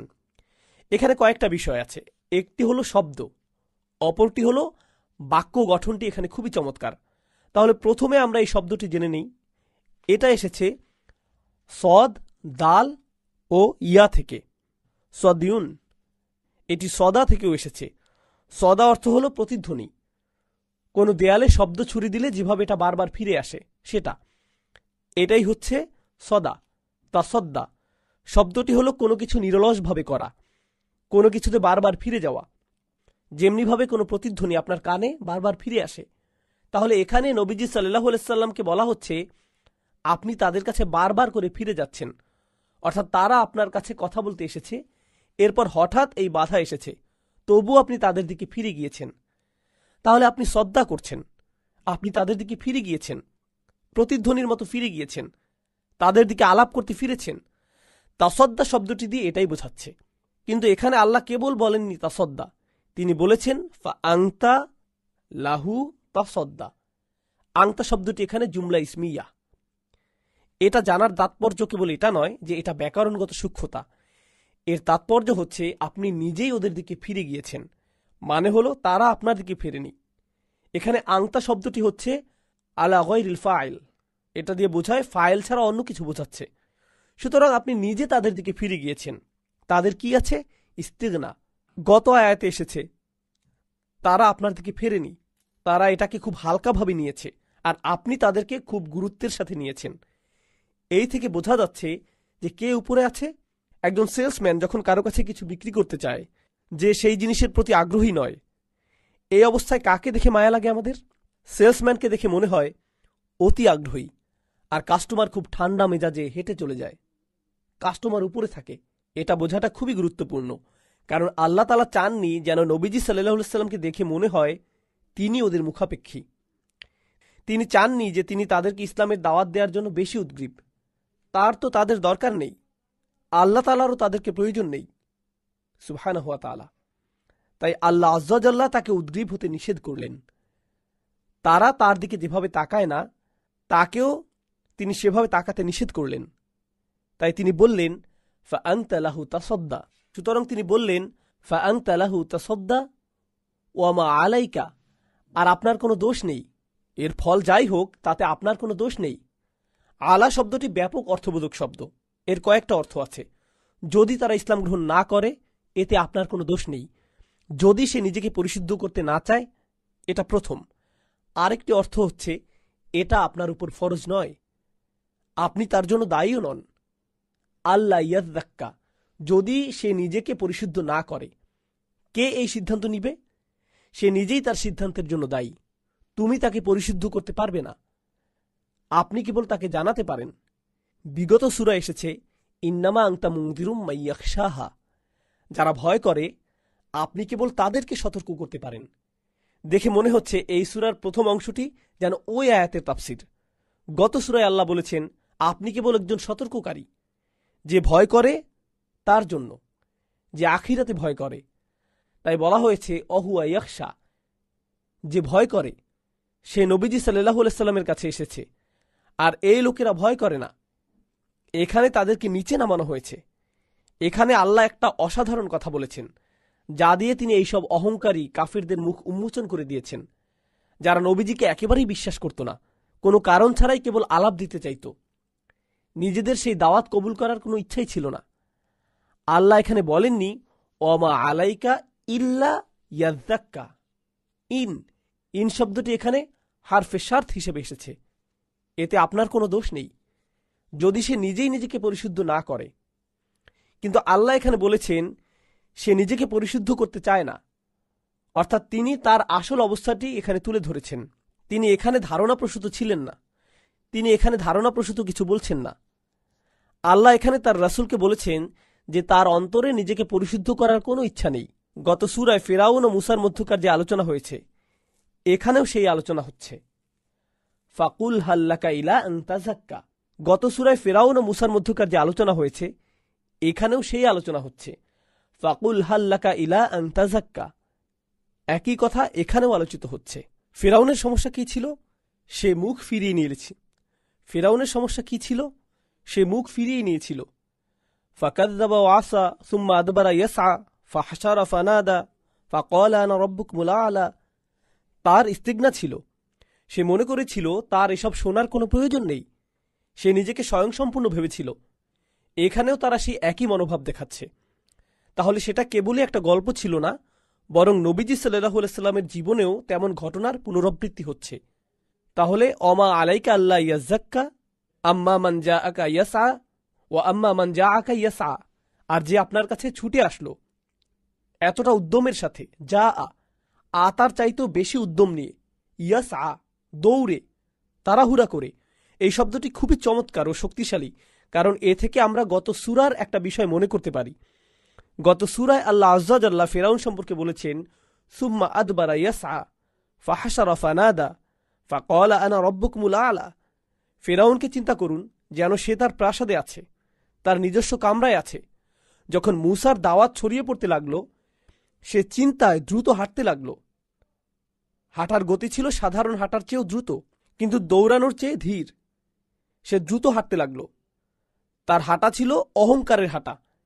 এখানে ভিন্ন ধরনের হাঁটার কথা বলা হচ্ছে।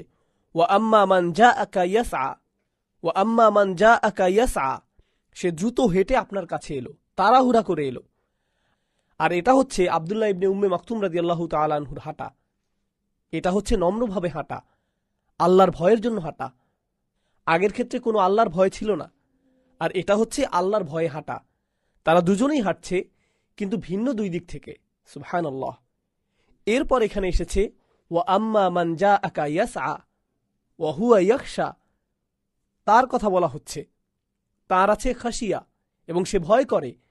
আল্লাহ কিন্তু বলেননি ওয়া ইয়াখশা, সে ভয় করে। তিনি বলেছেন ওয়া হুয়া ইয়াখশা, এবং সেই ভয় করে। এভাবে দমির ব্যবহৃত হলে বোঝা যায় আল্লাহ বোঝাতে চাচ্ছেন এখানে আরও কেউ আছে যার খসিয়া নেই, তার খসিয়া আছে। আপনি যাদের সাথে কথা বলছেন তাদের নেই, তাদের কথা ভুলে যান, তাদের কাছ থেকে ভালো কিছু আসবে না। এজন্যই গত সূরায় তিনি মনে করিয়ে দিয়েছেন ইন্নামা আংতা মুনদিরুম মাই ইয়াখশাহা, আপনি কেবল কাদেরকে সতর্ক করবেন? যাদের অন্তরে ভয় আছে। আল্লাহ বলেন, বাক্য গঠনে ভাষার প্রয়োগ থেকে আমরা বুঝতে পারি কুরাইশ নেতাদের কোনো ভয় ছিল না। একইভাবে গত সূরায় যখন মূসা আলাইহিস সালাম ফিরাউনকে দাওয়াত দিয়েছিলেন, তিনি তাকে কি বলেছিলেন? ওয়াহদিয়াকা ইলা রব্বিকা ফাতাখশা, আমি তোমাকে তোমার রবের পথ দেখাবো, হয়তো তুমি খাশিয়া অর্জন করতে পারবে। তুমি এমন একজনকে ভয় করবে যিনি তোমার চেয়েও বড়। এরপর আল্লাহ তার নবীকে বললেন ফাআনতা আনহু তালাহা, আর আপনি তার থেকে মুখ ফিরিয়ে নিলেন। এই মুখ ফিরিয়ে নেয়া শব্দটি ব্যাখ্যার দাবি রাখে। তালাহা শব্দটি লাহু থেকে এসেছে, লাম, হা ও ওয়াও। সরল বাংলায় বলতে গেলে এর অর্থ হচ্ছে চিত্ত বিনোদন। সূরা জুমআয় যেমন এসেছে লাহওয়ান আও তিজারাতান, কিন্তু লাহু শব্দটি দিয়ে মূলত বোঝায় এমন কিছুতে নিজেকে ব্যস্ত রাখা যাতে আসল কাজকে ভুলে যাওয়া হয়। তাহলে এটা তুলনাবাচক শব্দ। আপনি এমন কিছু নিয়ে ব্যস্ত যা আপনার সময় নষ্ট করে দিচ্ছে, যা আরও গুরুত্বপূর্ণ কিছুতে কাজে লাগানো যেত। এটাই হচ্ছে লাহু, এটাই হচ্ছে লাহুন। তাহলে আল্লাহ বলেন তার ক্ষেত্রে আপনি এমন কিছুতে নিজেকে ব্যস্ত রেখেছেন যারা তার মতো গুরুত্বের দাবি রাখে না। এখানে আব্দুল্লাহ ইবনে উম্মে মাকতুমের কথা বলা হচ্ছে রাদিয়াল্লাহু আনহু।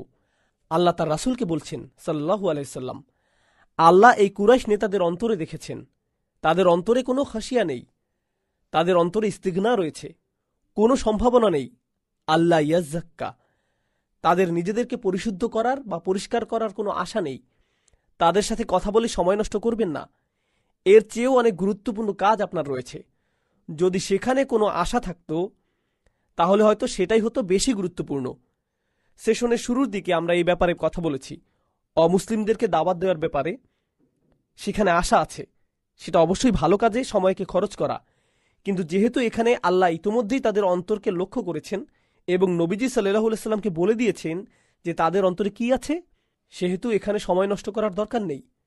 ফাআংতা আনহু তালাহা। কাল্লা, না না না, একদমই নয়। এখানে কাল্লা শব্দটি দিয়ে দুইটি জিনিস বোঝাচ্ছে। কেউ কেউ বলেছেন এটা দিয়ে জাজরা বোঝাচ্ছে, ভৎসনা করা, অর্থাৎ আল্লাহ এখানে কাফিরদের ভৎসনা করছেন, না তোমার জন্য নয়, চলে যাও, তোমার সাথে সময় নষ্ট করার সময় নেই, কাল্লা। অথবা তিনি নবীজি সাল্লাল্লাহু আলাইহি সাল্লামকে বলছেন, না আর নয়, তাদের সাথে আর সময় নষ্ট করবেন না, সাহাবীকে সময় না দিয়ে তাদের সময় দিবেন না, তারা সময় পাওয়ার যোগ্য নয়, তারা যোগ্য নয়। কাল্লা, প্রাচীন আরবি ভাষায় কাল্লার আরেকটি অর্থ হচ্ছে হাক্কান, কোনো সন্দেহ নেই। এটাও কাল্লা শব্দটির আরেকটি অর্থ। ইন্নাহা তাযকিরাহ, এখানে দমির হা যিকরন শব্দটিকে নির্দেশ করছে, যা আগের আয়াতে এসেছে স্ত্রীবাচক হিসেবে। সেই স্মরণ আসলে স্মরণ করিয়ে দেওয়ার খুবই শক্তিশালী একটা উপায়। এখন বাক্যটি লক্ষ্য করুন, এটা খুবই চমৎকার একটা স্মরণিকা। এটা কোন সাধারণ স্মরণ করিয়ে দেয়া নয়, বরং এটা খুবই অসাধারণভাবে স্মরণ করিয়ে দেয়া। এর অর্থ হল যিকরা, এমন স্মরণিকা যা নবীজি সাল্লাল্লাহু আলাইহি সাল্লাম আব্দুল্লাহ ইবনে উম্মি মাকতুম রাদিয়াল্লাহু তাআলা আনহুকে দেবেন। এটা হচ্ছে সেই যিকরা, খুবই শক্তিশালী একটা শব্দ। তবে এর চেয়েও শক্তিশালী শব্দ হচ্ছে তাযকির।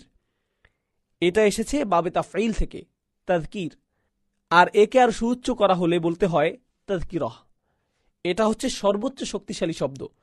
সুতরাং আল্লাহ এখানে বলেছেন যে কোরআন কেবলমাত্র শক্তিশালী শব্দই নয়, এটা মারাত্মকভাবে শক্তিশালী একটা স্মরণিকা। এর চেয়ে বেশি শক্তিশালী কোনো স্মরণের মাধ্যম হয় না। ইন্নাহা তাযকিরাহ ফামান শাআ যাকারাহ। এখানে লক্ষ্য করুন, হা দিয়ে স্ত্রীবাচক বোঝাচ্ছে, যা দিয়ে স্মরণকে বোঝাচ্ছে যিকরা। পরের আয়াতে আবার আমরা পাই ফামান শাআ যাকারাহ। তাহলে যে চায় সে এ থেকে ইঙ্গিত নিতে পারে, সে এ থেকে কিছু স্মরণ নিতে পারে। এখানে হা বলা হয়নি, বলা হয়েছে হু, যা দিয়ে পুরো কোরআনকে বোঝানো হচ্ছে। প্রথমে স্মরণের ব্যাপারে বলা হয়েছে, এটা শক্তিশালী একটা স্মরণিকা যা আল্লাহ এর অন্তর্ভুক্ত করে দিয়ে পুরো কোরআনের কথা বলেছেন। এই দুইটি বিষয়কে একসাথে জুড়ে দিয়েছেন। তিনি বলছেন, আমাদের শেখাচ্ছেন যে কোরআন হচ্ছে স্মরণ করিয়ে দেওয়ার সবচেয়ে শক্তিশালী মাধ্যম। আমরা কোরআনের আরেকটি জায়গায় একই রকম উদাহরণ পাই, ফাযাক্কির বিল কুরআন মান ইয়াখাফু ওয়াঈদ। ফাযাক্কির বিল কুরআনি মান ইয়াখাফু ওয়াঈদ, কোরআন দিয়ে স্মরণ করিয়ে দিন যে আমাকে ভয় করে। তাহলে এই দুইটি বিষয়কে একসাথে জুড়ে দেওয়া হয়েছে। সবচেয়ে শক্তিশালী স্মরণিকা হচ্ছে কোরআন। কাল্লা ইন্নাহা তাযকিরাহ ফামান শাআ যাকারাহ, যে চায় সে স্মরণ নেবে। আপনাকে ভাবতে হবে না কে চায় আর কে চায় না, আপনি বার্তা পৌঁছে দিন, আপনি শুধু সতর্ক করুন, তারা এটা নেবে কি না সেটা তাদের দায়িত্ব। ইনশাআল্লাহ আমরা আর একটি আয়াত পরে নামাজের বিরতি নেব। ফি সুহুফিম মুকাররমাহ, এই স্মরণিকা রাখা হয়েছে সুহুফে। সুহুফ শব্দটির আক্ষরিক অর্থ হচ্ছে ধর্মগ্রন্থ। সুহুফ শব্দটির সাথে অনেকগুলো শব্দ জুড়ে আছে। এটা এসেছে সহিফা থেকে, যার অর্থ ছড়ানো কাগজের মতো কিছু ছড়িয়ে ছিটিয়ে থাকা, যা মূলত ছিল লিখার জন্য। প্রাচীন ভাষায় একে কাগজ উল্টানো বলা হতো। তাহলে আল্লাহ মূল কোরআনকে লাউহে মাহফুজে রেখেছেন, এটা সেখানেই আছে। এটা এতটাই উঁচুতে, আর এই সব লোকেরা এতটা নিচে আছে যে তারা যেহেতু এটা মানতে চাইছে না, তাদেরকে আর এটা দেওয়ার জন্য উদ্গ্রীব হবার প্রয়োজন নেই। এটা তাদের থেকে এতটাই উঁচুতে যে তারা এর যোগ্য নয়। ফি সুহুফিম মুকাররমাহ, এটা হচ্ছে সবচেয়ে দামি কাগজ। অতএব এটা এমন কিছু নয় যে আপনাকে তা মানানোর জন্য অতি আগ্রহী হতে হবে। এভাবে আল্লাহ এর মর্যাদা সম্পর্কে বর্ণনা দিলেন। কোরআনের প্রতিটি আয়াত, কোরআনের মাধ্যমে ইসলামের দাওয়াত, কাফিরদের এই অহংকারের চেয়ে অনেক উঁচুতে এর অবস্থান, যে আমরা তাদের কাছে ভিক্ষা করব, তাদের হাতে পায়ে ধরব যেন তারা ইসলাম গ্রহণ করে। এই জিল্লার মনোভাব, এই শক্তিহীন মনোভাব কেবলমাত্র তাদের হতে পারে মুসলিমদের প্রতি। জিল্লাতিন আলা আল মুমিনিন, তাই না? আল্লাহ বলছেন তারা শক্তিহীন হয়ে পড়ে যখন তারা বিশ্বাসীদের সাথে কথা বলে। আমাদের কোনো জিল্লা থাকবে না যখন আমরা কাফিরদের সাথে মোকাবেলা করব। আমরা যখন দাওয়াত দেব আমরা শক্তিহীনতা দেখাবো না, আমাদের দাওয়াতে রয়েছে সততা, যা একে সমুন্নত রাখবে। তো আমরা এখানে বিরতি নিচ্ছি। সুবহানাকা আল্লাহুম্মা ওয়া বিহামদিকা আশহাদু আল্লা ইলাহা ইল্লা আনতা নাস্তাগফিরুকা ওয়া নাতুবু ইলাইক। বিসমিল্লাহ। সূরা আবাসা পার্ট 2। আমরা সূরা আবাসার অধ্যয়ন আবারও শুরু করছি। শুরুতে কয়েকটি বিষয় বলতে চাই, যা আমি আগেই বলতে চেয়েছিলাম। আমার মনে হয় আপনারা এই বিষয়গুলো নোট নিলে ভালো হবে। প্রথম বিষয় হচ্ছে কাল্লা ইন্নাহা তাযকিরাহ। এই আয়াতে তাযকিরাহ শব্দটি স্মরণ বোঝাতে সবচেয়ে শক্তিশালী শব্দ। এটা আসলে এমন শব্দ, তাযকিরাহ শব্দটি দিয়ে এমন কাউকে বোঝায় যে স্মরণ না করে পারে না। কিন্তু এখানে গুরুত্বপূর্ণ হলো কেন কোরআনে একে আত্মস্মরণ বলা হয়েছে। কোনো খবর, তথ্য বা জ্ঞান না বলে স্মরণ কেন? জ্ঞান তো সবসময় নতুন থাকে, কিন্তু স্মরণ করা হয় এমন কিছু যা পুরনো। যা স্মরণ করা হয় তা আপনি ইতিমধ্যেই জানেন। তাহলে কোরআন যদি নতুন ওহী হয়ে থাকে, তাহলে কেন একে স্মরণিকা বলা হচ্ছে? এই শব্দটি এখানে আরও ব্যাপক অর্থে ব্যবহৃত হয়েছে। তা হল সব মানুষই পৃথিবীতে আসার আগে আল্লাহ তাআলাকে স্বীকার করেছে যে আল্লাহ আজ্জা ওয়া জাল্লাই হচ্ছেন তাদের রব। আল্লাহ আজ্জা ওয়া জাল্লা আমাদেরকে জিজ্ঞেস করেছিলেন, এটা আছে সূরা আরাফে, আলাস্তু বিরব্বিকুম, আমি কি তোমাদের রব নই? ক্বালু বালা শাহিদনা, আমরা সাক্ষ্য দিচ্ছি অবশ্যই, কেন নয়? তো এটা এমন একটা বিষয়, আমরা মানুষেরা যার ব্যাপারে আগে থেকেই অবগত। মানুষের ফিতরাতেই এটা রয়েছে। আমরা আল্লাহ আজ্জা ওয়া জাল্লার প্রতি বিশ্বাস নিয়েই জন্মেছি। তার নির্দেশনা অনুসরণ করা এটা আমাদের মধ্যে প্রকৃতিগতভাবেই আছে। আমরা আমাদের এই স্বভাবকে ভুলে গিয়েছি, যা রাসূলুল্লাহ সাল্লাল্লাহু আলাইহি সাল্লাম ফিতরাত সংক্রান্ত হাদিসে উল্লেখ করেছেন। কুল্লু মাউলুদুন ইউলাদু আলাল ফিতরাহ, কুল্লু মাউলুদুন ইউলাদু আলাল ফিতরাহ। এটা আমরা আরবাঈনা নাবাবিতেও পাই, ইমাম নববীর 40 হাদিসের সংকলনে। প্রত্যেক নবজাতকই জন্ম নেয় কিছু ফিতরাত বা স্বভাব নিয়ে। আল্লাহ এই ফিতরাতের ব্যাপারে বলেন, ফিতরাতুল্লাহ আল্লাতী ফাতারান-নাসি আলাইহা। এটা মানুষের এমন ধরন যা আল্লাহ তাআলা প্রত্যেক মানুষের মধ্যে দিয়ে দিয়েছেন। এখন এই ফিতরাতের ব্যাপারে নবীজি সাল্লাল্লাহু আলাইহি সাল্লাম বলেছেন, বয়সের সাথে সাথে আপনার সংস্কৃতি, পরিবারের ধর্ম, তারা তাকে ইহুদি বানায়, তারা তাকে খ্রিস্টান বানায়, তারা তাকে মাজুসি বানায় ইত্যাদি। এই সকল ধর্মের লোকেরা তাদের পরিবেশকে আপনার উপর চাপিয়ে দিয়েছে। কিন্তু আপনার ফিতরাতে কি ছিল? ইসলাম, আল্লাহর কাছে আত্মসমর্পণ। তাহলে কোরআন এখানে আপনাকে আপনার ফিতরাতের দিকে ডাকছে। এটা আপনাকে এমন কিছুর স্মরণ করিয়ে দিচ্ছে যা ইতিমধ্যেই আপনার অন্তরে ছিল। এজন্য একে বলা হয় তাযকিরাহ। এখন তাযকিরা দিয়ে কি লাভবান হবে? যার মধ্যে তার ফিতরাতের কিছু অংশ বাকি রয়েছে। মনে করুন আপনার মনে কিছুটা আলো অবশিষ্ট রয়েছে, তখন কোরআনের আলো আসলো, এই দুই আলো একসাথে মিলে গেল, একে বলা হয় নূরুন আলা নূর, আলোর মধ্যে আলো। কিন্তু এখানে যে লোকদের কথা বলা হচ্ছে তাদের কোনো আলো ছিল না। আল্লাহ বলছেন তাদের মধ্যে নিজেদের পরিশুদ্ধ করার কোনো ইচ্ছাই ছিল না। তারা মনে করে তাদের আর কোনো কিছুরই প্রয়োজন নেই। তারা মনে করছে না যে তাদের কোনো রব দরকার। তাহলে তাদের মধ্যে নিজেদের পরিশুদ্ধ করার কোনো ইচ্ছাই নেই। অর্থাৎ যদি এত শক্তিশালী স্মরণিকাও কোনো প্রভাব ফেলতে না পারে, তাহলে এদের দিয়ে আর কোনো আশা নেই। এদের নিয়ে এত ভেবো না, কারণ তাদেরকে কোনো ছোট বার্তা দেয়া হয়নি। যখন আপনি কাউকে কোনো কিছু বোঝাতে চান কিন্তু তারা আপনাকে বিশ্বাস করে না, তারা আপনার কথা গ্রহণ করে না, আপনি মনে করতে পারেন হয়তো আমি তাদেরকে ঠিকভাবে বোঝাতে পারছি না, হয়তো এই বিষয়গুলি আরও ভালোভাবে বলা যেত, যদি আমি সুন্দরভাবে বোঝাতে পারতাম, হয়তো তারা বিশ্বাস করত। কিন্তু আল্লাহর কথায় নবীজি আত্মবিশ্বাস পেলেন সাল্লাল্লাহু আলাইহি সাল্লাম। কখনো এমনটি ভাববে না, কখনো ভাববে না যে তোমার কথায় কোনো গলদ আছে। এটা তো তাযকিরা, এটা হচ্ছে সবচাইতে শক্তিশালী স্মরণিকা। তাহলে কারো যদি এটা শুনেও কোনো লাভ না হয়, তাহলে এটা তোমার সমস্যা নয়, এটা তাদের সমস্যা। কাল্লা ইন্নাহা তাযকিরাহ ফামান শাআ যাকারাহ।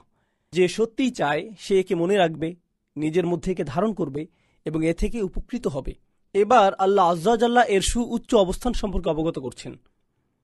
কিভাবে এটা এত শক্তিশালী? এটা কোথা থেকে এসেছে?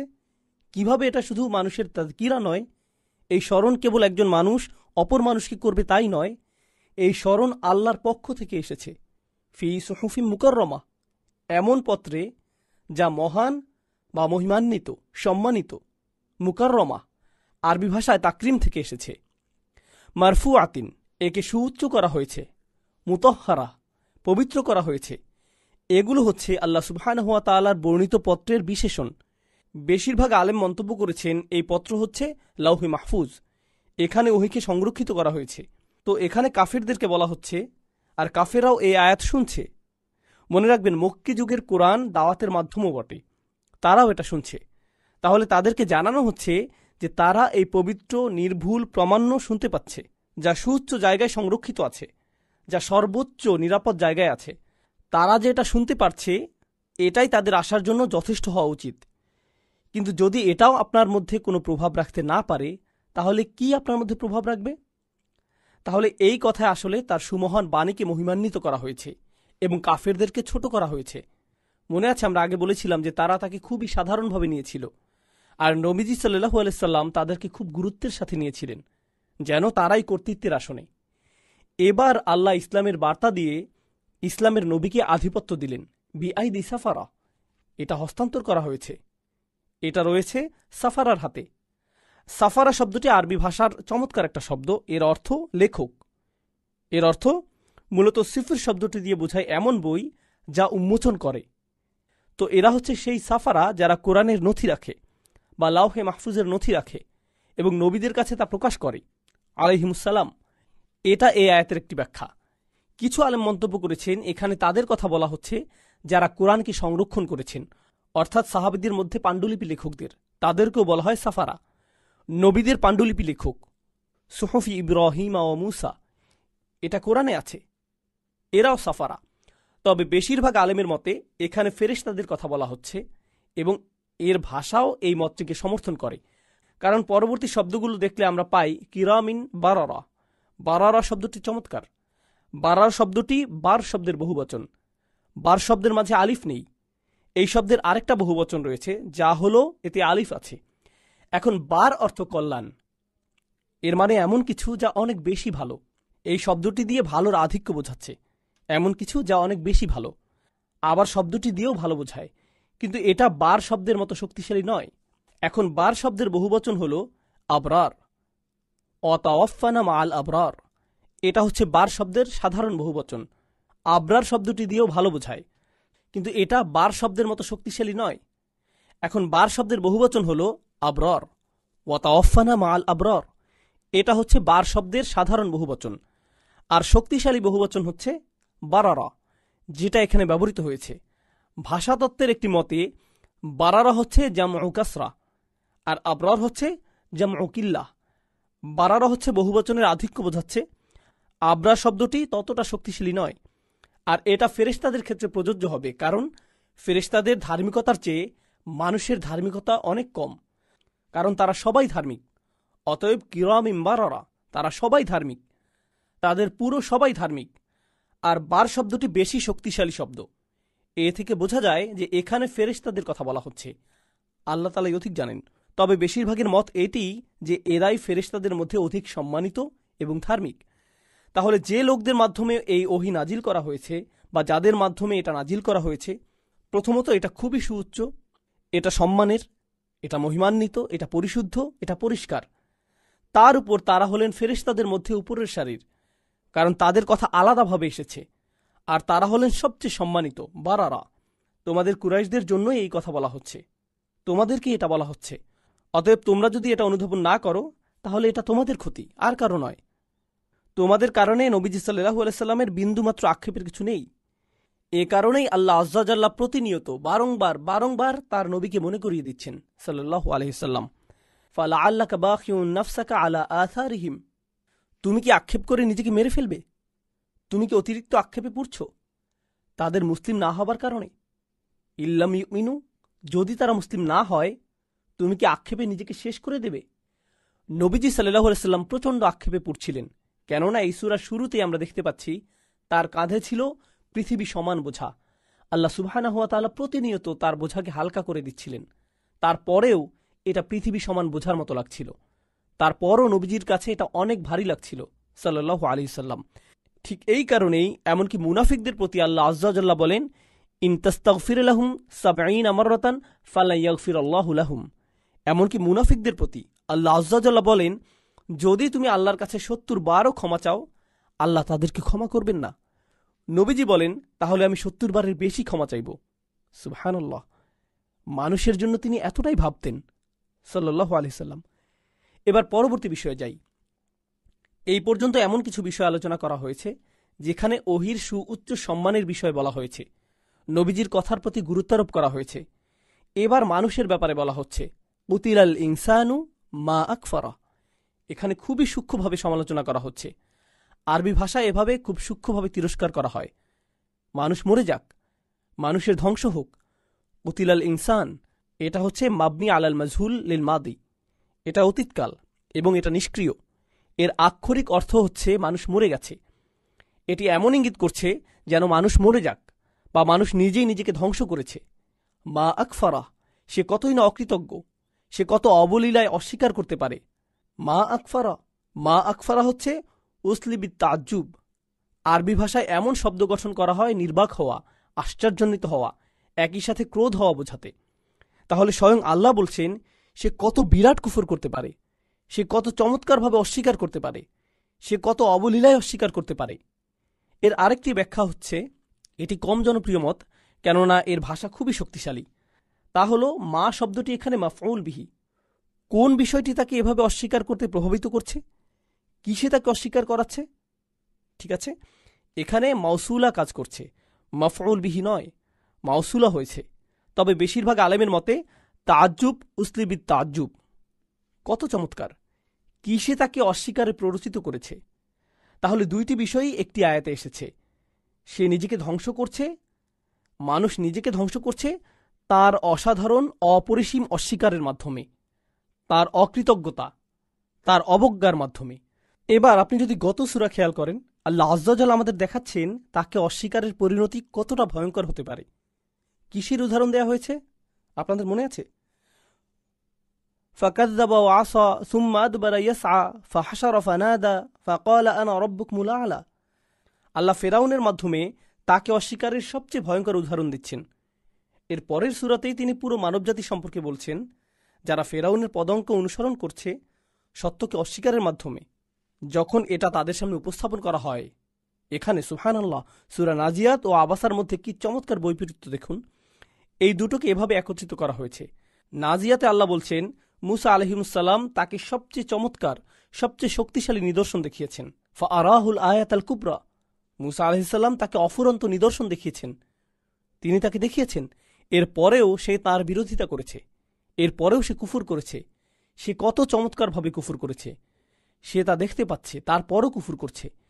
আর এই সূরায় আল্লাহ তাদেরকে কি দেখাচ্ছেন? তিনি তাদেরকে দেখাচ্ছেন তাযকিরাহ বিআইদি সাফারাহ কিরামিন বারারাহ। তিনি তাদেরকে এমন সুস্পষ্ট নিদর্শন দেখাচ্ছেন, এরপরেও তারা কুফর করছে। সেখানে ছিল মুসা আলাইহিস সালামের লাঠি, এখানে নিদর্শন হচ্ছে কোরআন, এবং উভয়ের সামনেই এটা রয়েছে, দুজনেই দেখতে পাচ্ছে। এরপরেও তারা কিভাবে পারে অস্বীকার করতে? আগের সূরায় তার অস্বীকার করার সাথে জড়িত ছিল অহংকার। এখানেও আল্লাহ অহংকারের বিষয়টি তুলে এনেছেন। সে নিজেকে কি মনে করে? মিন আইয়ি শাইইন খালাকাহ। পরবর্তী আয়াত, সে কি মনে করে তাকে কি দিয়ে বানানো হয়েছে, তাকে কি দিয়ে, কোন বস্তু দিয়ে বানানো হয়েছে? এরপর মানুষ বলছে এর মানে কি? মিন নুতফাতিন খালাকাহু ফাকাদ্দারাহ। নোংরা শুক্রাণু থেকে, এমন নোংরা শুক্রাণু থেকে লোকজন লজ্জায় যা কাপড় থেকে ধুয়ে ফেলে, এই শুক্রাণু থেকে আল্লাহ আযজা ওয়া জাল্লা বলেন মিন নুতফা, এ থেকে, খালাকাহু, তিনি তাকে সৃষ্টি করেছেন, ফাকাদ্দারাহু। আরবি ভাষায় তাকদীর শব্দটি খুবই শক্তিশালী শব্দ। এর সাথে সম্পর্কিত আরেকটা চমৎকার শব্দ হল খারাসা। খারাসা শব্দের অর্থ হল ক্ষিপ্র গতিতে ওঠানামা করা। যেমন আমরা দেশে স্টক মার্কেটে যেমনটি করি, ক্ষিপ্র গতিতে ছুরি দেয়া, বা রিয়েল এস্টেট, হয় এটা উপরে উঠবে আবার এটা নিচে পড়বে। আপনারা বিশ্বাস করবেন না, আমি নিউ ইয়র্কে বিজনেস স্কুলে পড়তাম এবং মিডটাউন ম্যানহাটন ছিল সেখানকার সবচেয়ে দামি ওয়াল স্ট্রিট, সবচেয়ে বেশি দামের ব্রোকারেজ ফার্ম, বিশাল বিশাল বিল্ডিং। একদম ছোট ছোট রুমের ভাড়াই ছিল $9,000 $10,000। কত হবে? 4,000 স্কোয়ার ফিট বা এমন হবে। এবং এই সকল বিল্ডিংয়ের প্রথম তলায় কারা থাকতো জানেন? মনস্তাত্ত্বিক, হস্তবিশারদরা। 50 স্ট্রিট, ম্যাডিসন অ্যাভিনিউতে, পার্ক অ্যাভিনিউতে। এটা ছিল পুরো বিশ্বের সবচেয়ে দামি রিয়েল এস্টেট কোম্পানির একটি। সেখানে এইসব মনস্তত্ত্ব বিশারদরা জায়গা পেত। কেন জানেন? কারণ সেই সব কোটি কোটি ডলারের এক্সিকিউটিভরা যখন বিরাট দান মারতে যেত, তারা যখন এই স্টক সেই স্টক নিজেদের টাকা লগ্নি করতে যেত, তারা কি করত? তারা সেই সব হস্তবিশারদদের কাছে যেত। আমার কি রঙের টাই পরা উচিত, আমার মোজা কি আমার জুতার সাথে মিলেছে, এরকম আর কি। তারা এই সমস্ত কুসংস্কারে এতটাই বিশ্বাসী ছিল। এটাই হচ্ছে খারাসা বা খার্স, বিশালভাবে অনুমান করা। কিন্তু এখানে এসেছে তাকদীর। তাকদীর হচ্ছে এমন অনুমান যা খুবই সূক্ষ্মভাবে হিসেব নিকেশ করে করা হয়। আল্লাহ আজ্জাল্লাহ মানুষের সম্পর্কে বলেন, তিনি এই শুক্রাণু নিয়েছেন এবং তিনি সেখানে তাকদীর করেছেন। আপনি কতটা লম্বা হবেন, আপনার গায়ের রং কি হবে, আপনার দুটি চোখই ভালো হবে কিনা, আপনার স্বাদ কেমন হবে, আপনি কোন ভাষায় কথা বলবেন, আপনি কতটা মেধাবী হবেন, আপনার ব্রেইনের কোন কোন অংশ বেশি ব্যবহৃত হবে, আপনি কতদিন বাঁচবেন, আপনি কি খাবেন, আপনি কখন খাবেন, আপনার কি কি রোগ হবে, আপনি কি সুস্থ হবেন কিনা, আপনার বাবা মা কারা হবে, আপনার সন্তান সন্ততি কারা হবে, আপনি কি চাকরি করবেন, আপনি কিসে সময় কাটাবেন, আপনি কি ব্যবসা করবেন, আপনার কোন ব্যবসা ব্যর্থ হবে, এই সব কিছুই খুব সূক্ষ্মভাবে হিসেব করা হয়েছে। যখন আপনি এমন ছিলেন, যখন আপনার অস্তিত্বই ছিল না, মিন নুতফা খলাকাহু ফাকাদ্দারাহ, তিনি তার পুরো জীবনকে হিসেব করেছেন, খুবই সূক্ষ্মভাবে হিসেব করেছেন। সুবহানাল্লাহ, এটা আমাদের আকীদার অংশ, তাকদীর। তাহলে আল্লাহ আজ্জাল্লাহ এই কাফেরকে বলছেন, তুমি তোমাকে ধ্বংস করেছ, তুমি কত অবলীলে অস্বীকার করতে পারো, তুমি কোত্থেকে এসেছ সেটা একবার ভাবো। তোমাকে কতটা ক্ষুদ্র জায়গা থেকে সৃষ্টি করা হয়েছে, আমি তোমাকে এখান থেকে সৃষ্টি করেছি, এরপরও তুমি সন্দেহ করছো। তোমরা সবাই এটা ভুলে গিয়েছো এবং কতটা অবলীলায় তোমরা এই সব কিছুকে অস্বীকার করছো। এর বিপরীতে সূরা নাজিয়াতের বর্ণনাটি দেখুন, সেখানেও আল্লাহ মানুষকে তার অবস্থান সম্পর্কে বলছেন।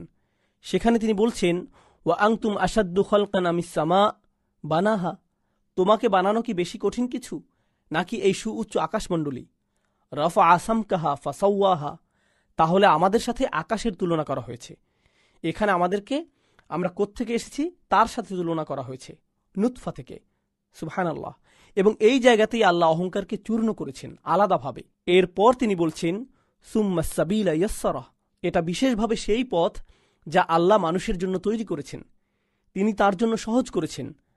আলেমগণ মন্তব্য করেছেন, এটা হচ্ছে সেই পথ সাবিল যার মাধ্যমে সন্তান মায়ের গর্ভ থেকে বের হয়ে আসে। তুমি কি নিজেই এই রাস্তা তৈরি করেছ? আল্লাহ আজ্জাল্লাহ তোমার জন্য এই রাস্তা তৈরি করেছেন যাতে তুমি পৃথিবীতে আসতে পারো।